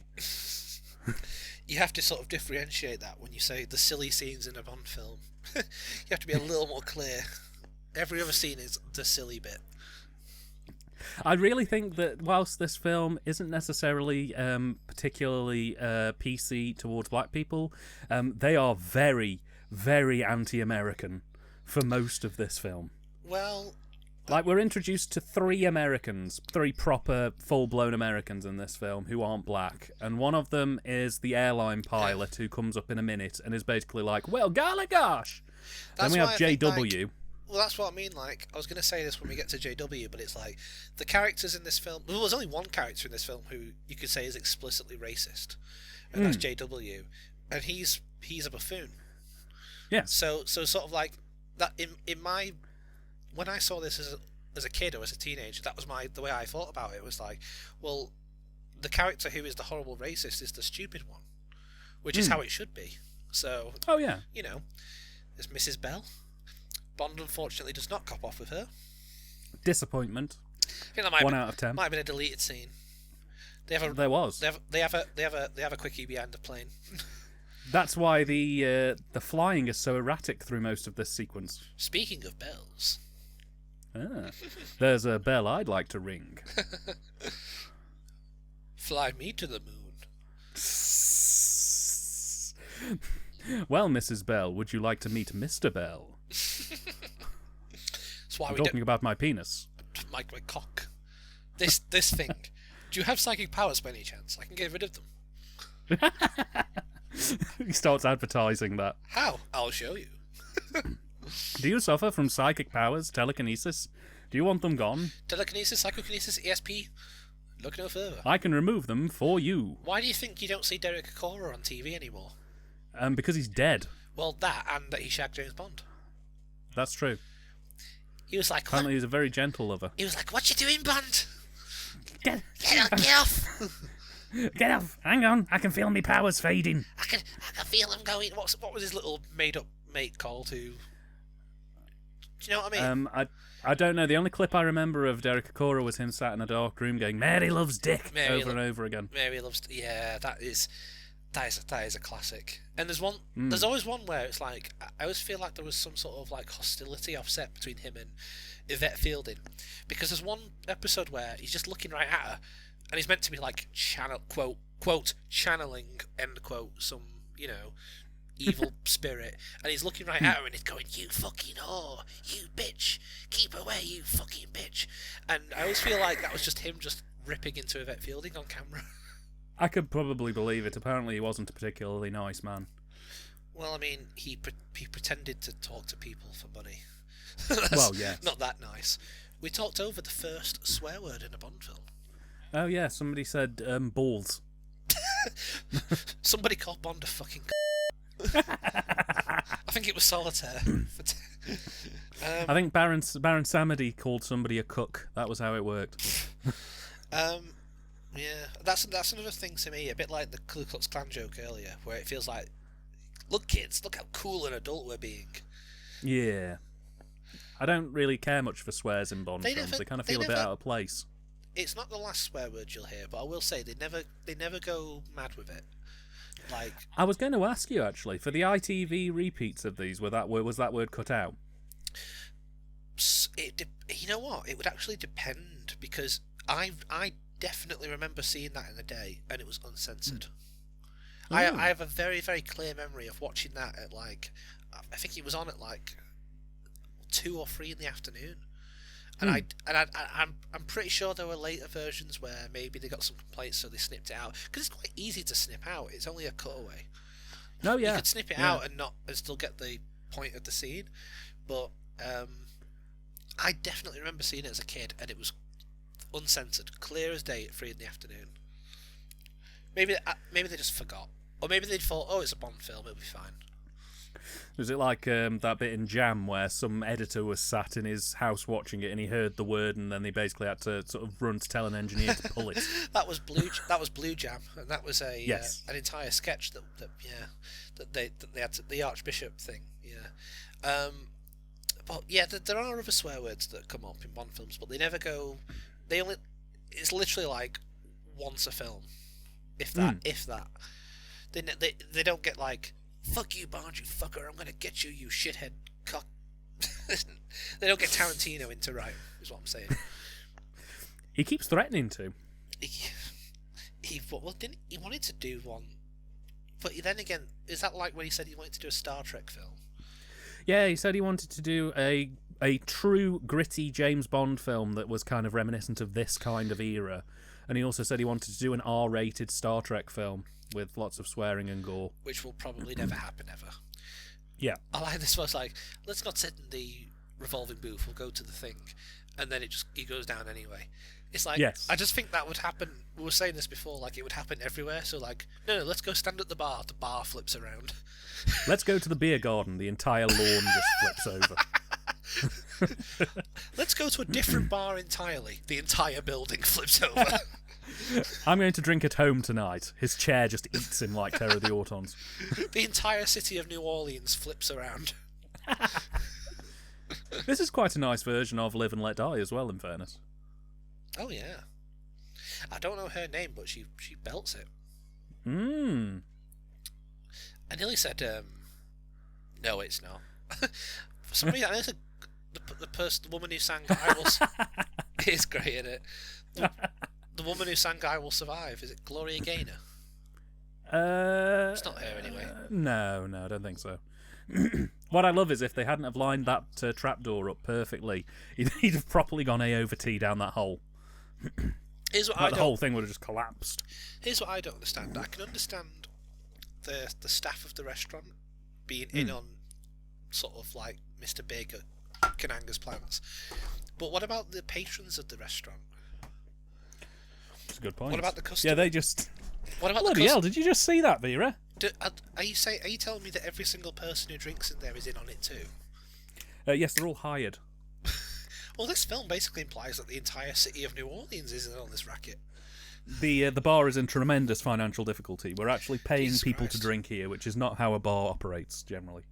This is a bit like, this must have been what the Simpsons episode where they did the song about New Orleans was inspired by. Well, like I say, all the way through this film, the only thing I could think of was the episode of The Simpsons where they plan what if other characters had spin-off shows, and I just kept thinking about the Chief Wiggum, Principal Skinner, New Orleans spin-off. Oh yeah. I used to have that episode on tape. Yeah. Do you remember? You might not have heard of these, Dan, because you're not very familiar with these. But they used to be these things called videotapes. What? Yeah, mad in it. Is it like film? It's a bit like a film, yeah. But you could tape things off the telly. And why would you do that? And we had a tape of Simpsons episodes that were taped off Sky One, and that was one of them. So I used to watch that one all the time as a kid. Well, Ben, as you know, I'm a massive film collector. I have a huge archive of 35mm prints that I keep stored in my house, but I've never heard of a VHS. A verse? A verse? What's a verse? Chief Wiggum PI will return right now. Uh-oh. We're about to see the oh my god, he's pulling his face off. We're about to see the shock twist that literally everyone saw coming.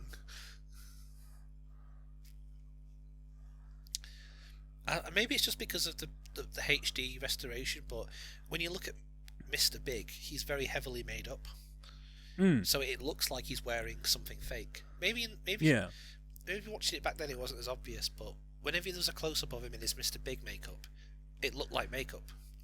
VHS can work wonders on sort of smoothing and fuzzing up things a bit. So you didn't know what VHS was? Well, I don't. But I'm just implying that if I did know. I'm looking at the Wikipedia article whilst we talk. I'm imagining if such a thing existed, it would do that. What a ludicrous concept. But let's be fanciful. Somebody wanting to watch things in less than 35mm quality.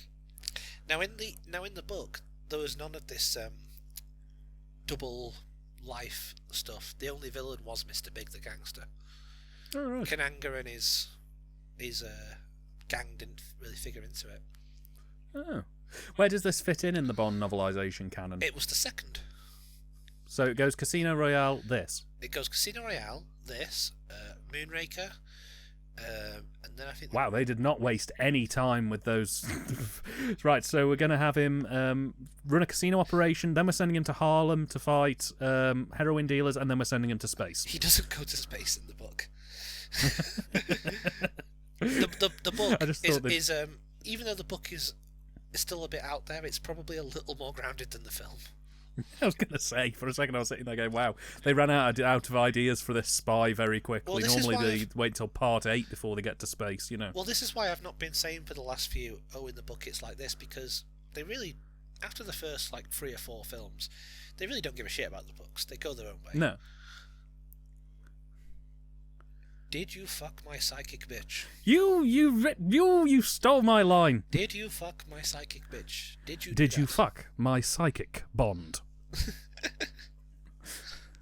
want that on a shirt. Did you fuck my psychic?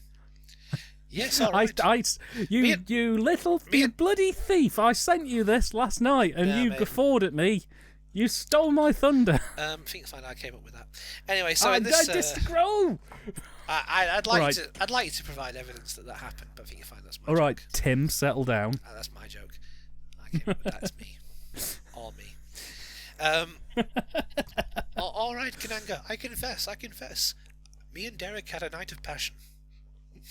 He was a magnificent psychic lover. Why have to put the prefix psychic in front of? He was a great psychic lover with his psychic scouse cock. Oh God. Oh, I'm trying to remember what was the name of his little mate. He'd be like, I'm just using this as like, and the name. I'm just gonna say the word Norman as an example. He'd be like, Norman's telling me something. Norman's telling me that there was a girl in the house and she died in the Victorian times. Do you remember? Maybe you don't. I'm not sure you know what I mean. To be fair, I didn't watch a lot of Most Haunted because I only watched. I'm a man of science and I believe in rational explanations for psychic phenomena. Well, I had it. It used to be on in our house because my mother would watch it, and who believes in all that nonsense. And and then later on, I would watch it for comedy value, mainly to watch Derek Acora shout at nothing. or sometimes I'd watch it when they'd be like, oh, I'm feeling a bit. It's a bit shit evidence, really, isn't it, for ghosts when you just walk in a room? Oh, I'm feeling a bit cold in this corner. Oh yeah, it's an abandoned fucking building. What do you expect? Put a jacket on, mate. Put a jacket. I saw a bit of dust fall off the corner. That must be my auntie or something. Use some pledge, mate. Cleans up the dust, lovely. They should have had you at the end of each episode. Just go, it's all bollocks, mate. It's not real. If you slow down the footage, you can see some orbs flying past the camera. Dust, mate. Dust. You're in old abandoned houses. Homes. Yeah. Houses. What? You're going to have dust at some point. What do you think? We got a recording of a ghost. Listen, they play it back and it just sounds like some murmuring. I go, yeah, it's probably one of the crew, mate. Yeah, if ghosts are real, why is the evidence so shit? If ghosts were real, Ben, why have we not had any mid-2000s ghosts shouting "It's Britney, bitch" over and over again? It's always bloody Elizabethan or like World War I ghosts. We never get somebody from like 1987 singing "Karma Chameleon." But you know, it's always so shit. It's always like they have the electronic voice phenomenon, and it's always like this sound. It'll always be like, oh, "Did you hear that? He said burlap." You'll just hear like a. Did you hear that voice? It said noise. It said, "I'm here. I'm here." No, it didn't. It said. It was just static, mate. Becky's going to buy me a spirit box for Christmas. She said. Oh, brilliant. Mainly so I can listen, because it's a portable radio, basically. That's all it is. We should get a Ouija board and do the comedy dining seance experience. I like this line that he says here. He says something. No, and she got the thing about the watch wrong. This line. You had a 50-50 chance you weren't even close. Well, the thing with 50-50 is you're either exact or you're not. Yeah, it's 50-50. So if you're wrong, you're wrong. That's the nature of 50-50. There's no degree of closeness. You're either correct or you're not. The best part of that line is you could transplant it into a Woody Allen comedy and it would probably be hilarious. I had a 50-50 chance and I wasn't even close. Oh. And when was the time? I love Baron Samedi in this film. Well, it is good to watch him because it's not obviously not nice watching women get hit, but he's there to sort of provide an evil laugh. I mean, he had no lines in that scene. He just came in. Literally just laughed. Now here we go. So there's a story behind this. So this is a real crocodile farm. Oh wow! It was owned by a man named Ross Kananga. Oh wow! Well, literally, like I said before, that like these films, they would write them by basically going on extended holidays and doing location recce's, and they were driving across the south of America, and they came across that sign that you saw at the start of the scene, the one that said "Trespassers will be eaten."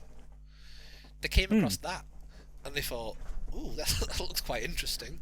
So they went in, and it was a bloke who ran this little reserve for crocodiles called Ross Kananga, and that's where a lot of the sort of the idea for this sequence came from, and they were so grateful because he was so sort of helpful with them in terms of like research that they said, you know what we'll do? We'll put your name in the film. So that's why. Well, golly gosh, thank you so much. So that's why the baddie's called Kananga. That's good, isn't it? Yeah. And later on, he also did the stunt work. So you'll remember there's a scene coming up where Bond plays tippy toes with the crocodiles. Yes. And that's the guy who ran the farm doing that. Oh wow. Yeah, you can see some like on the Blu-ray. You can see some of the other takes they did, and some of them get pretty, like the crockies, they get pretty close to like fucking ripping his legs off. Well, if you remember, they did the one shot after the take that worked for coverage, and unfortunately, the alligator farm had to close after that. So, I mean, and I think he had like a fake hand too, but unlike Tee Hee here, he didn't have like a giant claw, a giant baddie claw in place of his hand. Tell me, Mr. Bond, do you like raw meat? I prefer it cooked. Yeah, raw meat's great. He just looks at that. Yummy. Of course, he doesn't even say yummy. He just leaps into the barrel. Like, of Mr. course. Bond, you'll get salmonella poisoning. Don't care. Of course, I only drink raw meat with the finest brandy, 1957. Served at the right temperature. You can have 2 glasses of the gator's water and that's it. Very well. We've simultaneously referred to them as both crocodiles and alligators. Ben, with a comedy dining experience, we're not based on science. We're not the crocodile research podcast. No, we're here to enjoy, live and let die. We're not here to gender alligators and crocodiles. I always find people who, because like people who make a living by just hanging out with these scary animals that will definitely eat you if they get the chance, because that's what they do. So weird. It's like I know it's not the same thing, but like that Tiger King thing that was on Netflix. Yeah. It's like, fuck you, you deserve everything you get for hanging around nasty animals that want to kill you, and also all the other horrible nasty shit you did. And well, yeah, this is the thing. I never understood the idea. I mean, I get it that there are people who have to work as researchers to understand the animals. That's absolutely fine. I get that, but I don't get the people who work as sort of breeders for them. Yeah, it just seems very odd.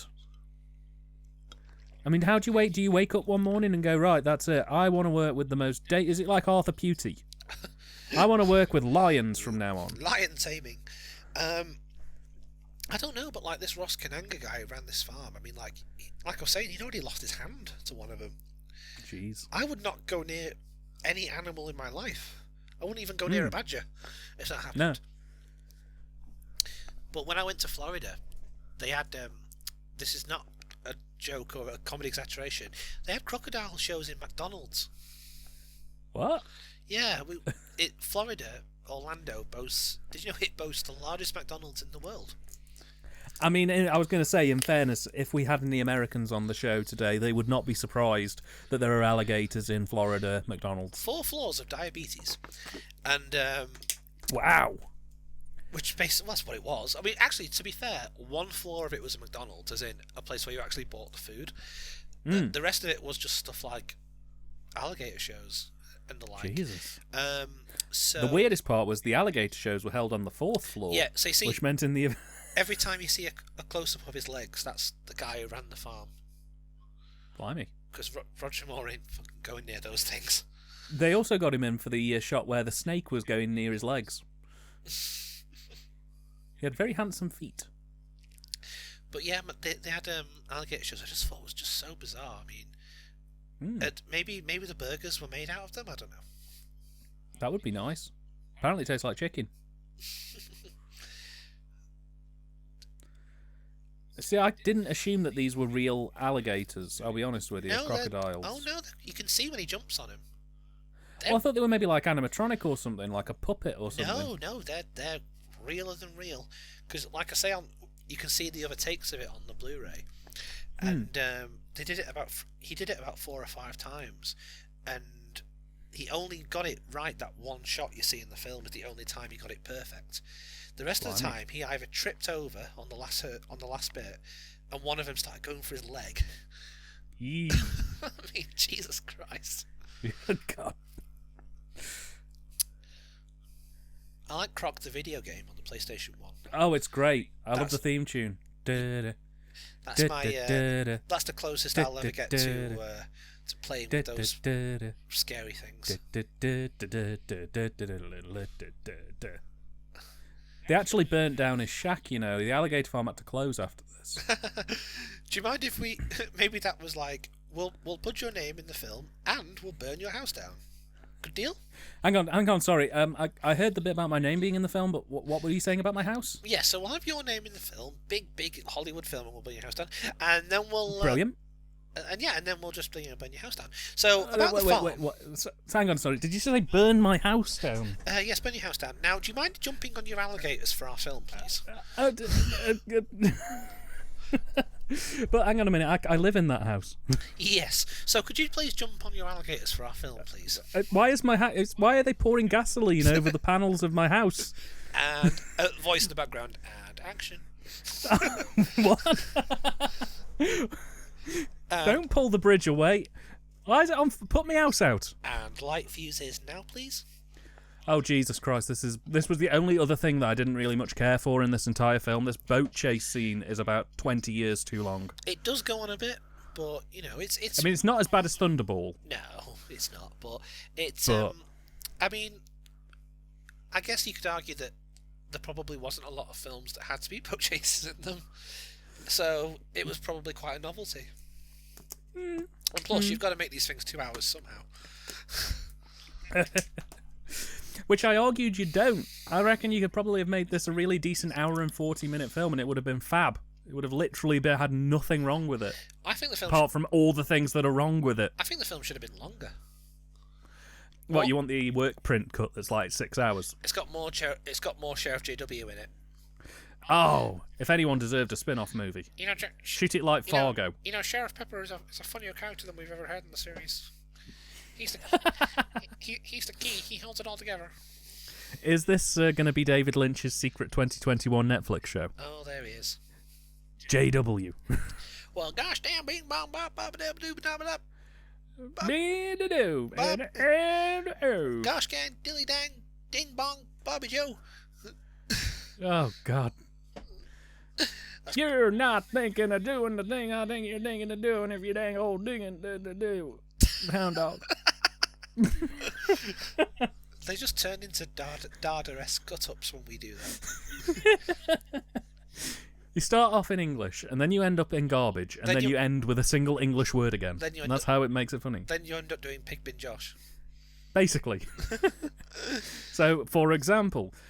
Well, the other day I went over to the teddy bear's picnic and the dang old bear the egg out of my head and prolapse. The teddy bear's picnic. See, it works. Is it me? I mean, this starts. Oh yeah, he's also a massive racist, Ben. I don't know if you mentioned this at any point, which you did, but this starts the trend of these films of very amazing stunt work. Beautiful stunt work, ruined by a loud American man.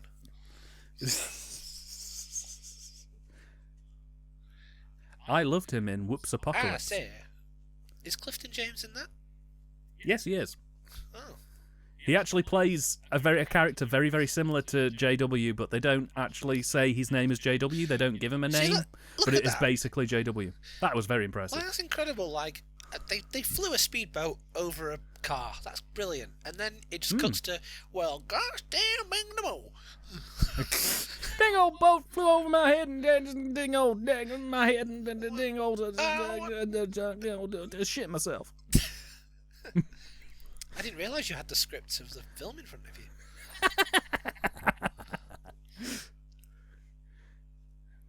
I like to think that, like I say, there's a spin-off movie that clearly could have worked. You know, his wife is about to divorce him. They have a very fractured marriage, and he works hard in the department, but he takes his anger out on the wrong people. And Billy's looking for. He's saying it plays like a serious drama. Yes. Directed the Sheriff J.W. Pepper story, directed by Ken Loach. Directed by the Coen brothers. Even the Coen brothers wouldn't have had him as broad as that. Even they would have been like, calm down a bit. You do know that if there was a J.W. Pepper movie, it would be John Goodman playing J.W. I was thinking, who else could you get? Randy Quaid. Yeah. Larry the Cable Guy. Oh dear. Hey, people from round here ain't from round here. We don't take kindly to people around here. You got yourself a real pretty nose.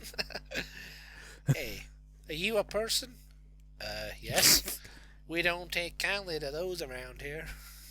People who reckon they people ain't people round here no more. We don't take kindly round here. So today we're targeting the American South. Brilliant. Well, gosh damn, big bambo. We've moved away from Liverpool. Look at now. those silly rich all people about... in their swimming pools. They deserve to have a speedboat thrown in there. I say, somebody's just donated a speedboat to our pool.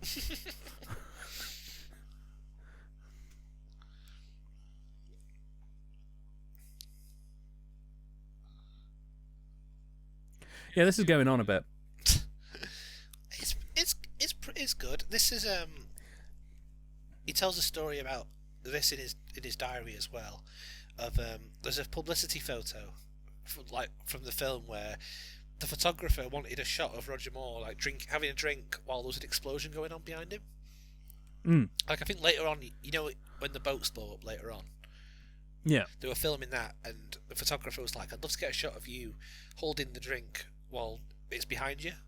That'll look really good." And he keeps saying that like he had one chance and he ballsed it up because he's obviously not used to having explosions around him. So when they cued it, instead of looking suave and cool, he just went, "Fucking hell!"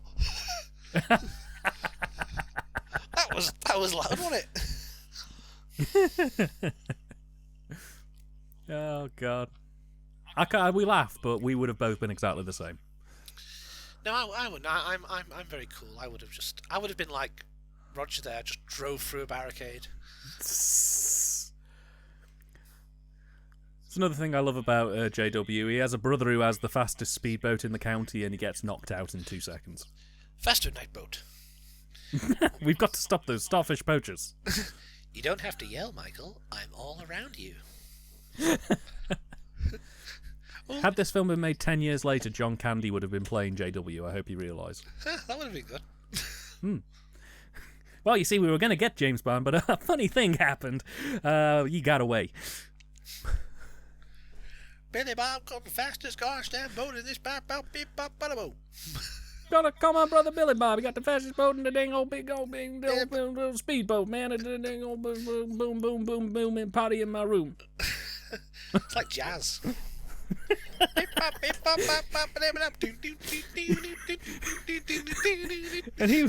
and he was going bam, bam, bam, bam, bam, bam, bam. You're watching the Live and Let Die comedy dining experience. Not Billy Bob. Not Billy Bob. I've got some bad news, Ben, about Billy Bob. Not Billy Bob. He was the key to all of this. He's the emotional core of the film.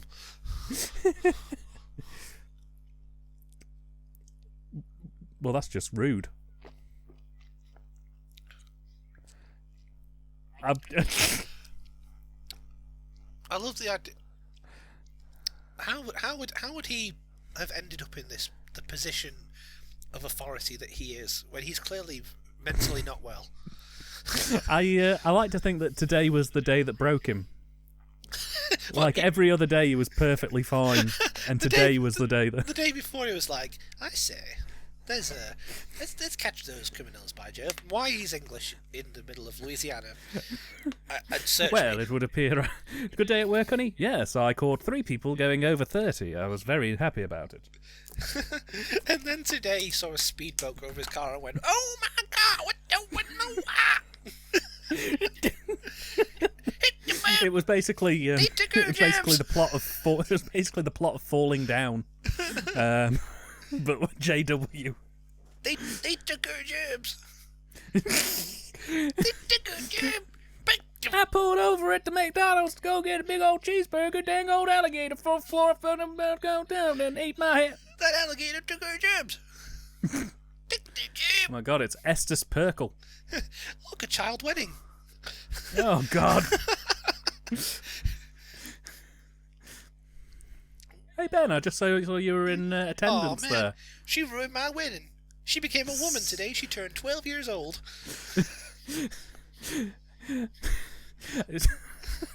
Speedboat drove through my wedding, upset my wife and my sister. I'm gonna have to marry my other cousin instead. Oh, Clancy. Ben and Dan upset the South. Oh God, not the oyster salesman. I'm sorry if I upset anyone who does child weddings.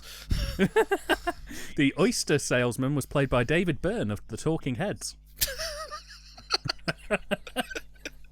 I didn't get a good look at him. Does he look? He does look a little bit like David Byrne. Not really. Just a tiny bit, like modern day David Byrne. David Byrne doesn't have an enormous beard and glasses. Well, that guy didn't have an enormous beard. He had a stubble. And he does have glasses. And you may find yourself driving a speedboat down the Louisiana Bayou. And you may find yourself calling Billy Bob. And you may ask yourself, dang old hit, how'd I get here? Letting the speedboats go by, let the water hold me down. Watching live and let die. Let's get Billy Bob. Once in a lifetime. Well, at least the oyster salesman didn't get hurt. He looks nothing like David Byrne. He looks a little bit like David Byrne, but David Byrne now, not David Byrne in the 70s. David Byrne now doesn't look like that. I'm going to look him up. I'm pretty sure he looks a bit like David Byrne. Look him up in the phone book. Hang on.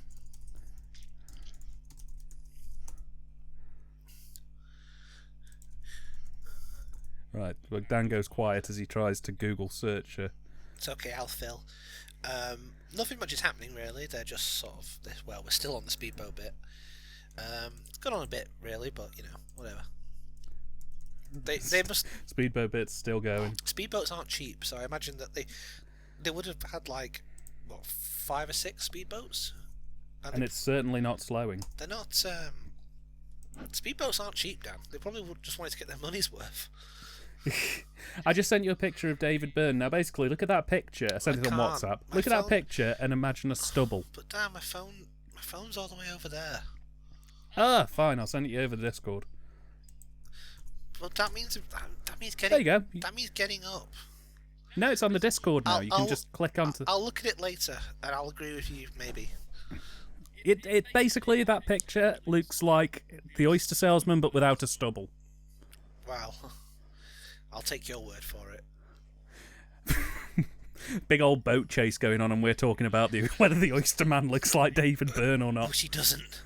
He does. Look at that explosion. Look how big that is. Was that the one where he ballsed it up? Yeah, I'll send you that picture actually as well. He kind of pulls it off, but you can see his face is sort of making the beginning of like a ooh face. Make boating great again.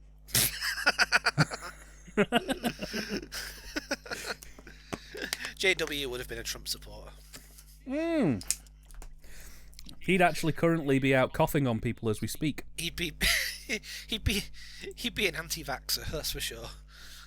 Dang old injection coming over here, dang old making me Bill Gates slave something. Them Chinese coming over here spreading their virus. Up bum. Joe Biden stole the election, god dang it. And I'm going to scream about it until I get my gun back. I'm going to go on Twitter about it. He'd be on Parler, Ben. Parler, yeah. His suit looks like an outfit. He'd be on R the Donald. His suit looks like a face. His pockets are eyes, the tie is the nose, and the belt is the mouth. No, he's just fat. That true. This is good. True that. This is a good little bit.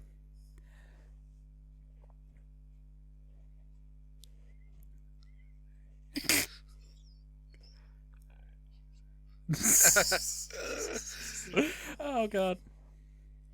Ah, the 007 tarot cards. Available at all good retailers, £9.99. They burnt my merch. Not my official YouTube merch.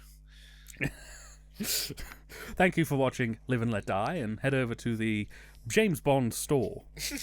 Remember to like and subscribe. Don't forget to smash that bell. Mrs. Bell, that is. This adventure I rate 7 JWs out of 10. I rate this adventure 7 Billy Bobs out of 9. And let's throw in a speedboat chase, just because I'm feeling feisty. That is not a believable green screen. They are not at sea there. No. Which is a shame, because up to this point the film had kind of avoided dodgy back projection and green screens. They realised they needed one scene to make it look like... They said to him, it wouldn't be a Bond film without this. What happened was they filmed everything, and then they got home, and they put it all together in the edit, and they went, wouldn't it be good if we had a scene of Bond actually getting into the raft? Because we just have a scene of him getting off the raft. And they went, does that mean we have to go back to Louisiana? And they went, balls to that, we'll just put it in a studio somewhere. Were those the same reshoots where they filmed Mrs. Bell saying holy shit and then awkwardly crowbarred it into the scene? 64 takes it took them to get that right. They got Stanley Kubrick in just to do that bit. I bet this is a set at Pinewood, obviously. Yeah. And looks like it's been used on other things. It looks very, very familiar. No, I would agree. Yeah, feels like it's been used on something else. Could be wrong. I don't think I'm in Harlem anymore. Well, maybe I am. I have a feeling we're not in Oxford anymore. Oh, you beat me. That's better. Yes, alright. It's better than mine. Mine was rubbish. I'm not sure why we decided to do a Wizard of Oz thing, but oh well. Yeah, it was just going that way. Come. Quick, let's tie up the Virgin and sacrifice her. She's not a... Burn her! Come. It is time to keep your appointment with the Wicker Phallus. That's what with the wicker cock. Bond goes, that's what I refer to as mine. Oh God. Oh Jesus Christ. Ben, we can't get into Wicker Man jokes yet. That's for the next film. That is good. For believing what you do, we bestow upon you the highest honour, a slag's death. It's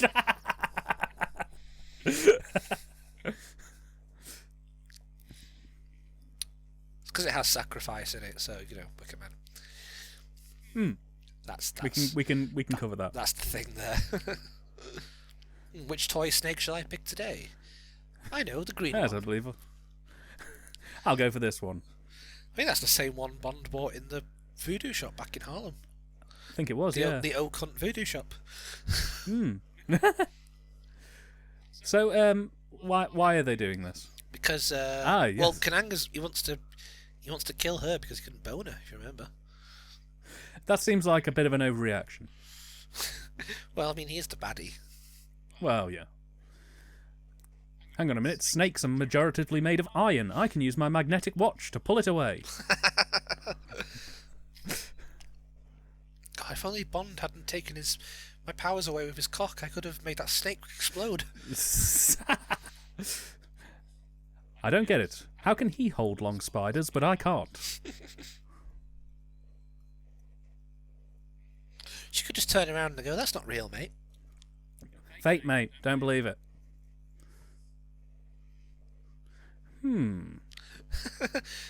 Quite interesting, actually. I might just let it go on a bit longer. Just a little bit more. Little bit longer. Need to look the hero. Oops, left it too late. She's dead now. That man is wearing a badger on his head.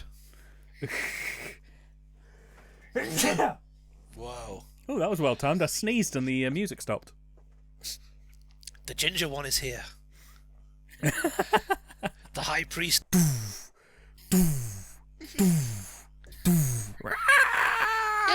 Hello. Right. You're right. Are we killing the virgins today? Oh, that's fair. Oh, that's fair. brilliant. That's fair enough, really. Yeah, can't complain. Right, come here. It's time to die and meet your maker. But first, Baron Samedi. They have they're meant to be like doing Haitian voodoo, but they have a Christian cross on the building. Yes. It's because, Ben, and I don't know if you've noticed this, but this is not an accurate depiction. Between you and me, this film is not particularly well representative of black people and voodoo culture. I mean, I know that voodoo culture is still something that is practiced in some parts of the world. I know for a fact they don't tie women to stakes and tie women to boards and put toy snakes in their face. Do you know that for a fact? I looked it up on Rational Wiki. So Ben, how can this happen? Well, I mean, that's obviously a dummy that he is shooting, right. not an actual man. But how does his eyes look up? Baron Samedi does not have magic turn into pottery powers. But Ben, why does he look up? Well, to be fair, it's implied that he has fake eyes in it because we have a shot of it blinking, so we can think it's real. Oh, Bond just blew up all the smack. Oh, shit, that's like £4 worth of heroin. What are Glasgow going to do now? Oh, today's show we upset the American South and Glaswegians. Oh. Back again. He's not an auton, he's a real deal. Ah. Oh, crap, they destroyed my dummy. I've got to go up there and do it for real. I was just reading a Time Out magazine. You were just out chilling, browsing through Tinder. Now, why Bond didn't do the Indiana Jones thing and just shoot him? Because, Dan, the film has to happen. And we want to have a sequence where he fights him with a sword. This is really bad secret agent practice. Do you think they taught this at Cambridge? Yes, that was 101. If you're ever fighting a voodoo high priest, don't shoot him straight away. Instead, challenge him to a machete fight. It's not even a particularly good fight. He knocks him out in one punch. Yes. Thus making me again reiterate, why didn't he just shoot him? And, as revealed at the end, Baron Samedi did not die. No. But he never turns up again. So, again, why? I had to think he's actually the mastermind behind all the rest of the films. That was I love that line that's obviously been dubbed on. Trouble! Hey, that's the same cave network that they filmed Revenge of the Cybermen in. Wookie Hole? No, I made it up. I don't know where that is. Wookie Hole. That's where they filmed Revenge of the Cybermen. Oh, I thought you meant that's where they filmed this. I don't actually know. This is a set. I was just bullshitting. No, this is inside Pinewood. Oh wow, they've let the place fall down a bit. Yeah, this was it was the 70s, so I imagine half the staff were probably on strike. All of that rock there is actually calcified nicotine from the people having fag breaks.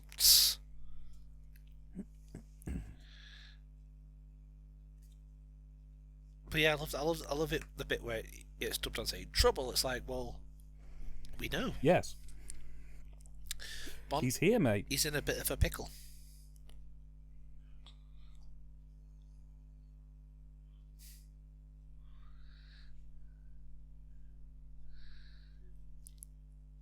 He does the Bond villain thing now of just turning into a giant ham in the last section of the film. Yes, because he wasn't really he basically reveals the entire plan.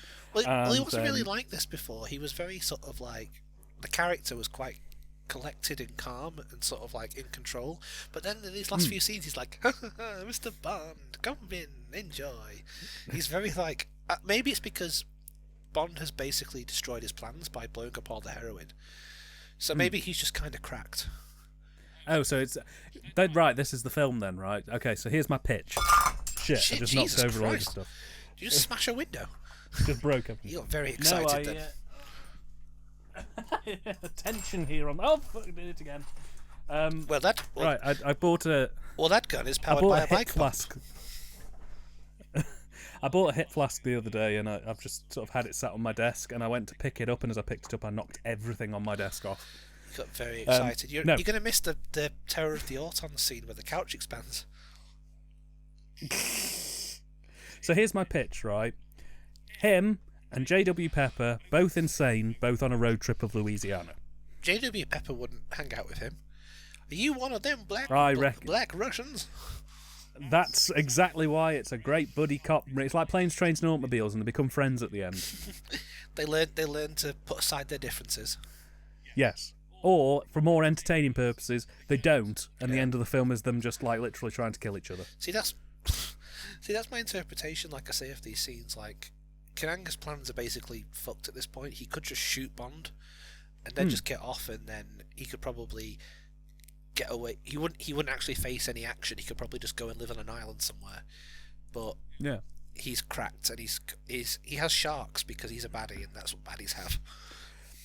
It's also quite a bit of a downscale of evil lairs. Basically, in this entire sequence, all we see is this set, which is quite impressive, but it's very similar to the set on You Only Live Twice, where that woman falls in the water and gets eaten by piranhas. And the best they've got is a section of Blofeld's monorail. And that's it. That's the entire layer, which is very underwhelming given the 3 or 4 secret evil layers we've seen over the last 2 or 3 films. Which is weird, because you'd think that a bloke who basically runs a small country would have more money at his disposal than, the head of a crime organisation. Although, I don't know, maybe he doesn't. What are you doing? What's that? Ow, that hurts. Stop it. I said stop it. Why are you doing it again? He has a surprising lack of reaction to having his arm cut by a very sharp knife. That's 3 times now. I asked you to stop 2 times ago. Please stop. You're spreading Heinz tomato ketchup all over my arm. Stop that. It smells. Oh, I'm all sticky. Now watch as we slowly lift you 6 feet into the air. I know, this trope comes up in every film, I know, but this is the classic. I am now just going to watch you very, very, very, very, very, very, very, very, very slowly go into the water to give you lots of opportunity to think of an escape. In fact, you don't even need to think of an escape because you have a magic watch. Particularly, I like the bit where he goes over the water here and he says, whoa, go slower still. Let's build anticipation. Oh yeah, he does it. He's like, no, make it even slower. Yeah.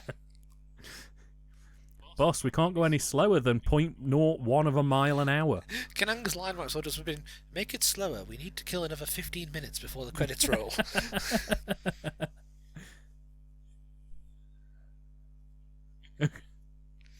And he has sharks because he's the baddie and baddies have sharks. Basically. I mean, in Thunderball, you could justify him having sharks because, he was in the Bahamas and there's lots of sharks, so it would make sense. But Kananga just has sharks for no reason. He's just an enthusiast. They don't even have frickin' laser beams attached to their heads. I am very disappointed in this film. Oh yeah, and suddenly his watch has a cutting mechanism, even though that's never ever been mentioned once in the entire film. Yeah, whatever. I think that might have been a line. Like Solitaire goes, I never knew your watch could do that as well. Whatever. Who cares? Film done now. Kick man in chest.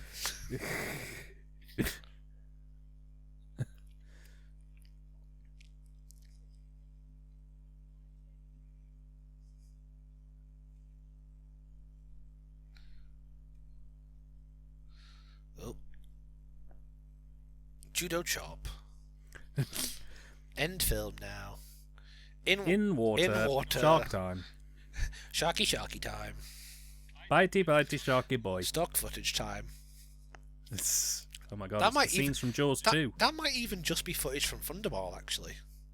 We never actually see the sharks in the same shot with them, so it could be just recycled footage from Thunderball. Oh Jesus, here we go. Best villain death ever.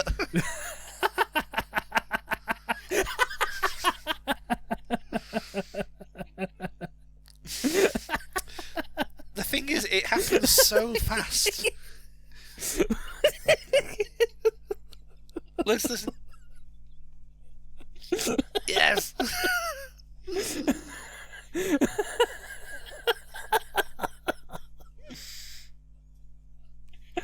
Oh god, that was awful. It happens so fast. Like we cut from Bond and Kananga fighting to them falling in the water, which is fair play. It's the final battle, and they're having like a little scrap in the water, and then suddenly he turns into a balloon. The human body does not work that way. I'd love to have been a fly on the wall when Tom Mankiewicz was pitching that to Cubby and Harry. And so let me get this straight, Tom. So the film, in the script, it just says Kananga turns into a balloon. The end. Can you elaborate on that? No. Okay. We start production immediately. Here's $8 million. Can you elaborate on that? No, I can't. I refuse. Do you know how to play Yu-Gi-Oh? What about Magic the Gathering? Have you ever played Super Mario World? Yes. Well, you know that bit where Mario gets the pea balloon? Yes. Well, it's like that. And that's the way it is. Some things will never change. The end, or is it? It's the US mail. They're in on it. Oh, no. New Orleans, the city of Harlem, Newman. Newman. I knew never to trust him ever since I saw this film for the first time yesterday. Nah, I lie. This is one of the few Bond films I've actually seen before. Oh, no. I know. There's only a handful of Bond films I've seen before, but the Roger Moore era is the one I've seen the most from. Yeah, this was on ITV all the time. That ending always stays in my mind. You mean the last shot that's coming up? Yes. We've got to have another scrap first before we get to that. Arguably a quite entertaining one as well. Yeah. It's a little bit similar of the fight scene in From Russia With Love, on the train. But it won't be the last Bond fight on the train either. They like those. But, it's a tight, compact space where you can really focus on the punches. Yeah. Which,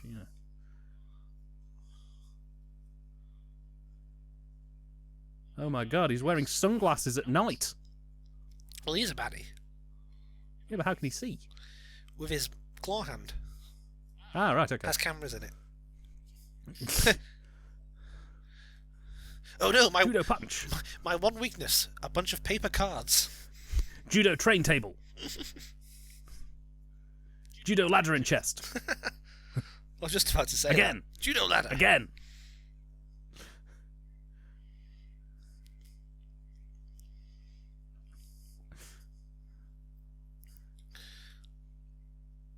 I don't get what Tee Hee has to gain from this. I mean, it's not like he was... No. Was he personally invested in the drug scheme? It just seems like a very odd turn of events. You know, Ben, what this feels like? It feels like they did the ending, and then they went, well, the ending's all right, but it needs a bit more drama. Or maybe they were like, we can't just have... we're 4 minutes short. we need something else to happen to take us over 2 hours. It's reminding me very much so of the end of Diamonds Are Forever, where basically everything's fine, but then the two bad guys just turn up because they do, Yeah, I'm glad you like that trope, because it will happen about another 20 times. Oh, brilliant. This is a lot better than the ending for Diamonds. At least this is an actual good fight, unlike Bond gropes a man's testicles and throws him off a boat.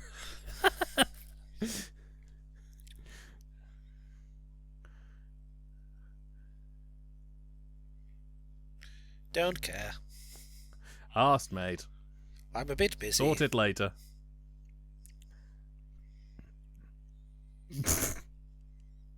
They must be very, very high up on that train. This scream went on for about a minute. I'm still dying. It turned out at the exact moment they actually went over the largest bridge in Louisiana.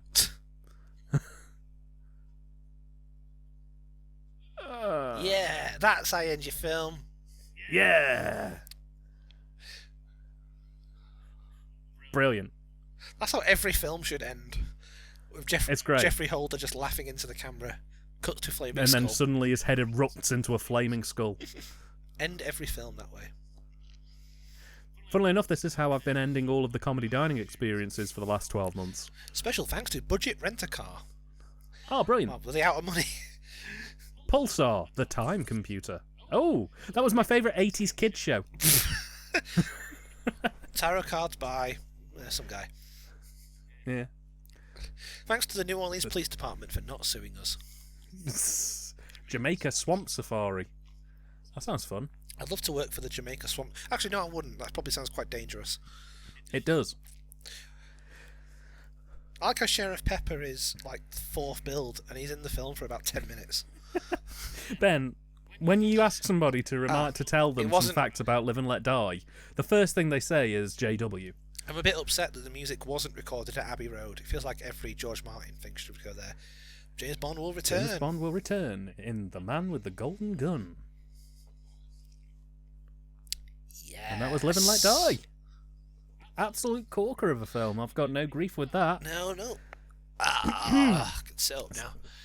Yeah. Ooh. We're still recording. We're well into the Roger Moore era now, then. Be a bit gutted. I'm like, it's still recording. I've not looked at the audacities for ages. I'd be a bit gutted if I looked at it and it's like it stopped 45 minutes ago. Oh dear. Yeah. So that was Live and Let Die. Ben, what do you think? And more critically, what are you going to give it out of 10? I love Live and Let Die. I'd probably give it a 9 out of 10 because I'd dock it a point for two things. I'd dock it for the boat chase, which I agree goes on a bit too long, and I'd dock it for its rather dodgy race politics, which you'd think I'd dock more than 1 point for that, but you know, like I said at the start, and I won't go into my argument again for that, but basically, like I said, I think it's not a despicable film, just quite a maybe naive would be the best word in terms of its race politics, but otherwise it's very entertaining, and it reminds me of being 10 again. So there you go. No, I would agree with your sentiments. I too think I will give this a 9 out of 10. I think this is my favourite Bond film so far. I really enjoyed it. I thought that it played on a lot of exploitation and blaxploitation tropes that are very prominent in very low-budget, mid-budget films, which surprised me for this film, because, you know, you kind of imagine with Bond, it's got a bit more of a polish to it. But 2 years before this, Shaft came out, and that was quite a big hit, wasn't it? That made quite a bit of box office. So that's probably where... Isn't that sort of where blaxploitation, that trend sort of kicked off, which you had Shaft, and then you had all the cheap imitators, like you had, is it Dolomite? Yeah, well, the first blaxploitation film that came out was Sweet Sweetback's Badass Song, but Shaft came out shortly after it, and that was the one where things really kind of picked up pace so far with the blaxploitation. Because Shaft was a big hit, wasn't it? Well, it was an MGM film as well, weirdly. So yeah, that was another nice little crossover trope. But I liked it. It falls in line very much with a lot of the films that I watch generally anyway, which made me very happy. I really like the soundtrack. Loved the direction and visuals. JW is a bizarre character to have in this series, but I really thought that he was a hoot. And yeah, the only things I didn't really like you say, are the speedboat chase was a little bit overly long. There are some themes that are a little bit uncomfortable, shall we say? But you perfectly summed it up in your opening statement, so that's fine. And I felt like you summed it up in your opening statement for the defence. Yeah. And I thought that Roger Moore could maybe be a little. But yeah, Sustained. apart from that and Roger Moore maybe being a little bit more cuddlier, there are a couple of bits where he's genuinely a little bit nasty and a bit nastier than Bond would normally be, I would say. Other than that, I really liked it, so 9 out of 10 from me as well. That's excellent. Yeah, a cracking film. So yeah, we'll be doing The Man with the Golden Gun next, and I'm really, really, really looking forward to it. Can't wait. It's going to be really good fun, and it's nice to come away from a Bond film with like a full-blown positive. Yeah, I can't wait for the next sort of chapter. You know, the Connery films are kind of like, okay, it's getting better, it's picking up, but this is now for me where it's kind of really hitting the home stretch, so to speak. And just to sum things up, just a nice note to end it on. That guy doesn't look anything like David Byrne. Good night, everyone.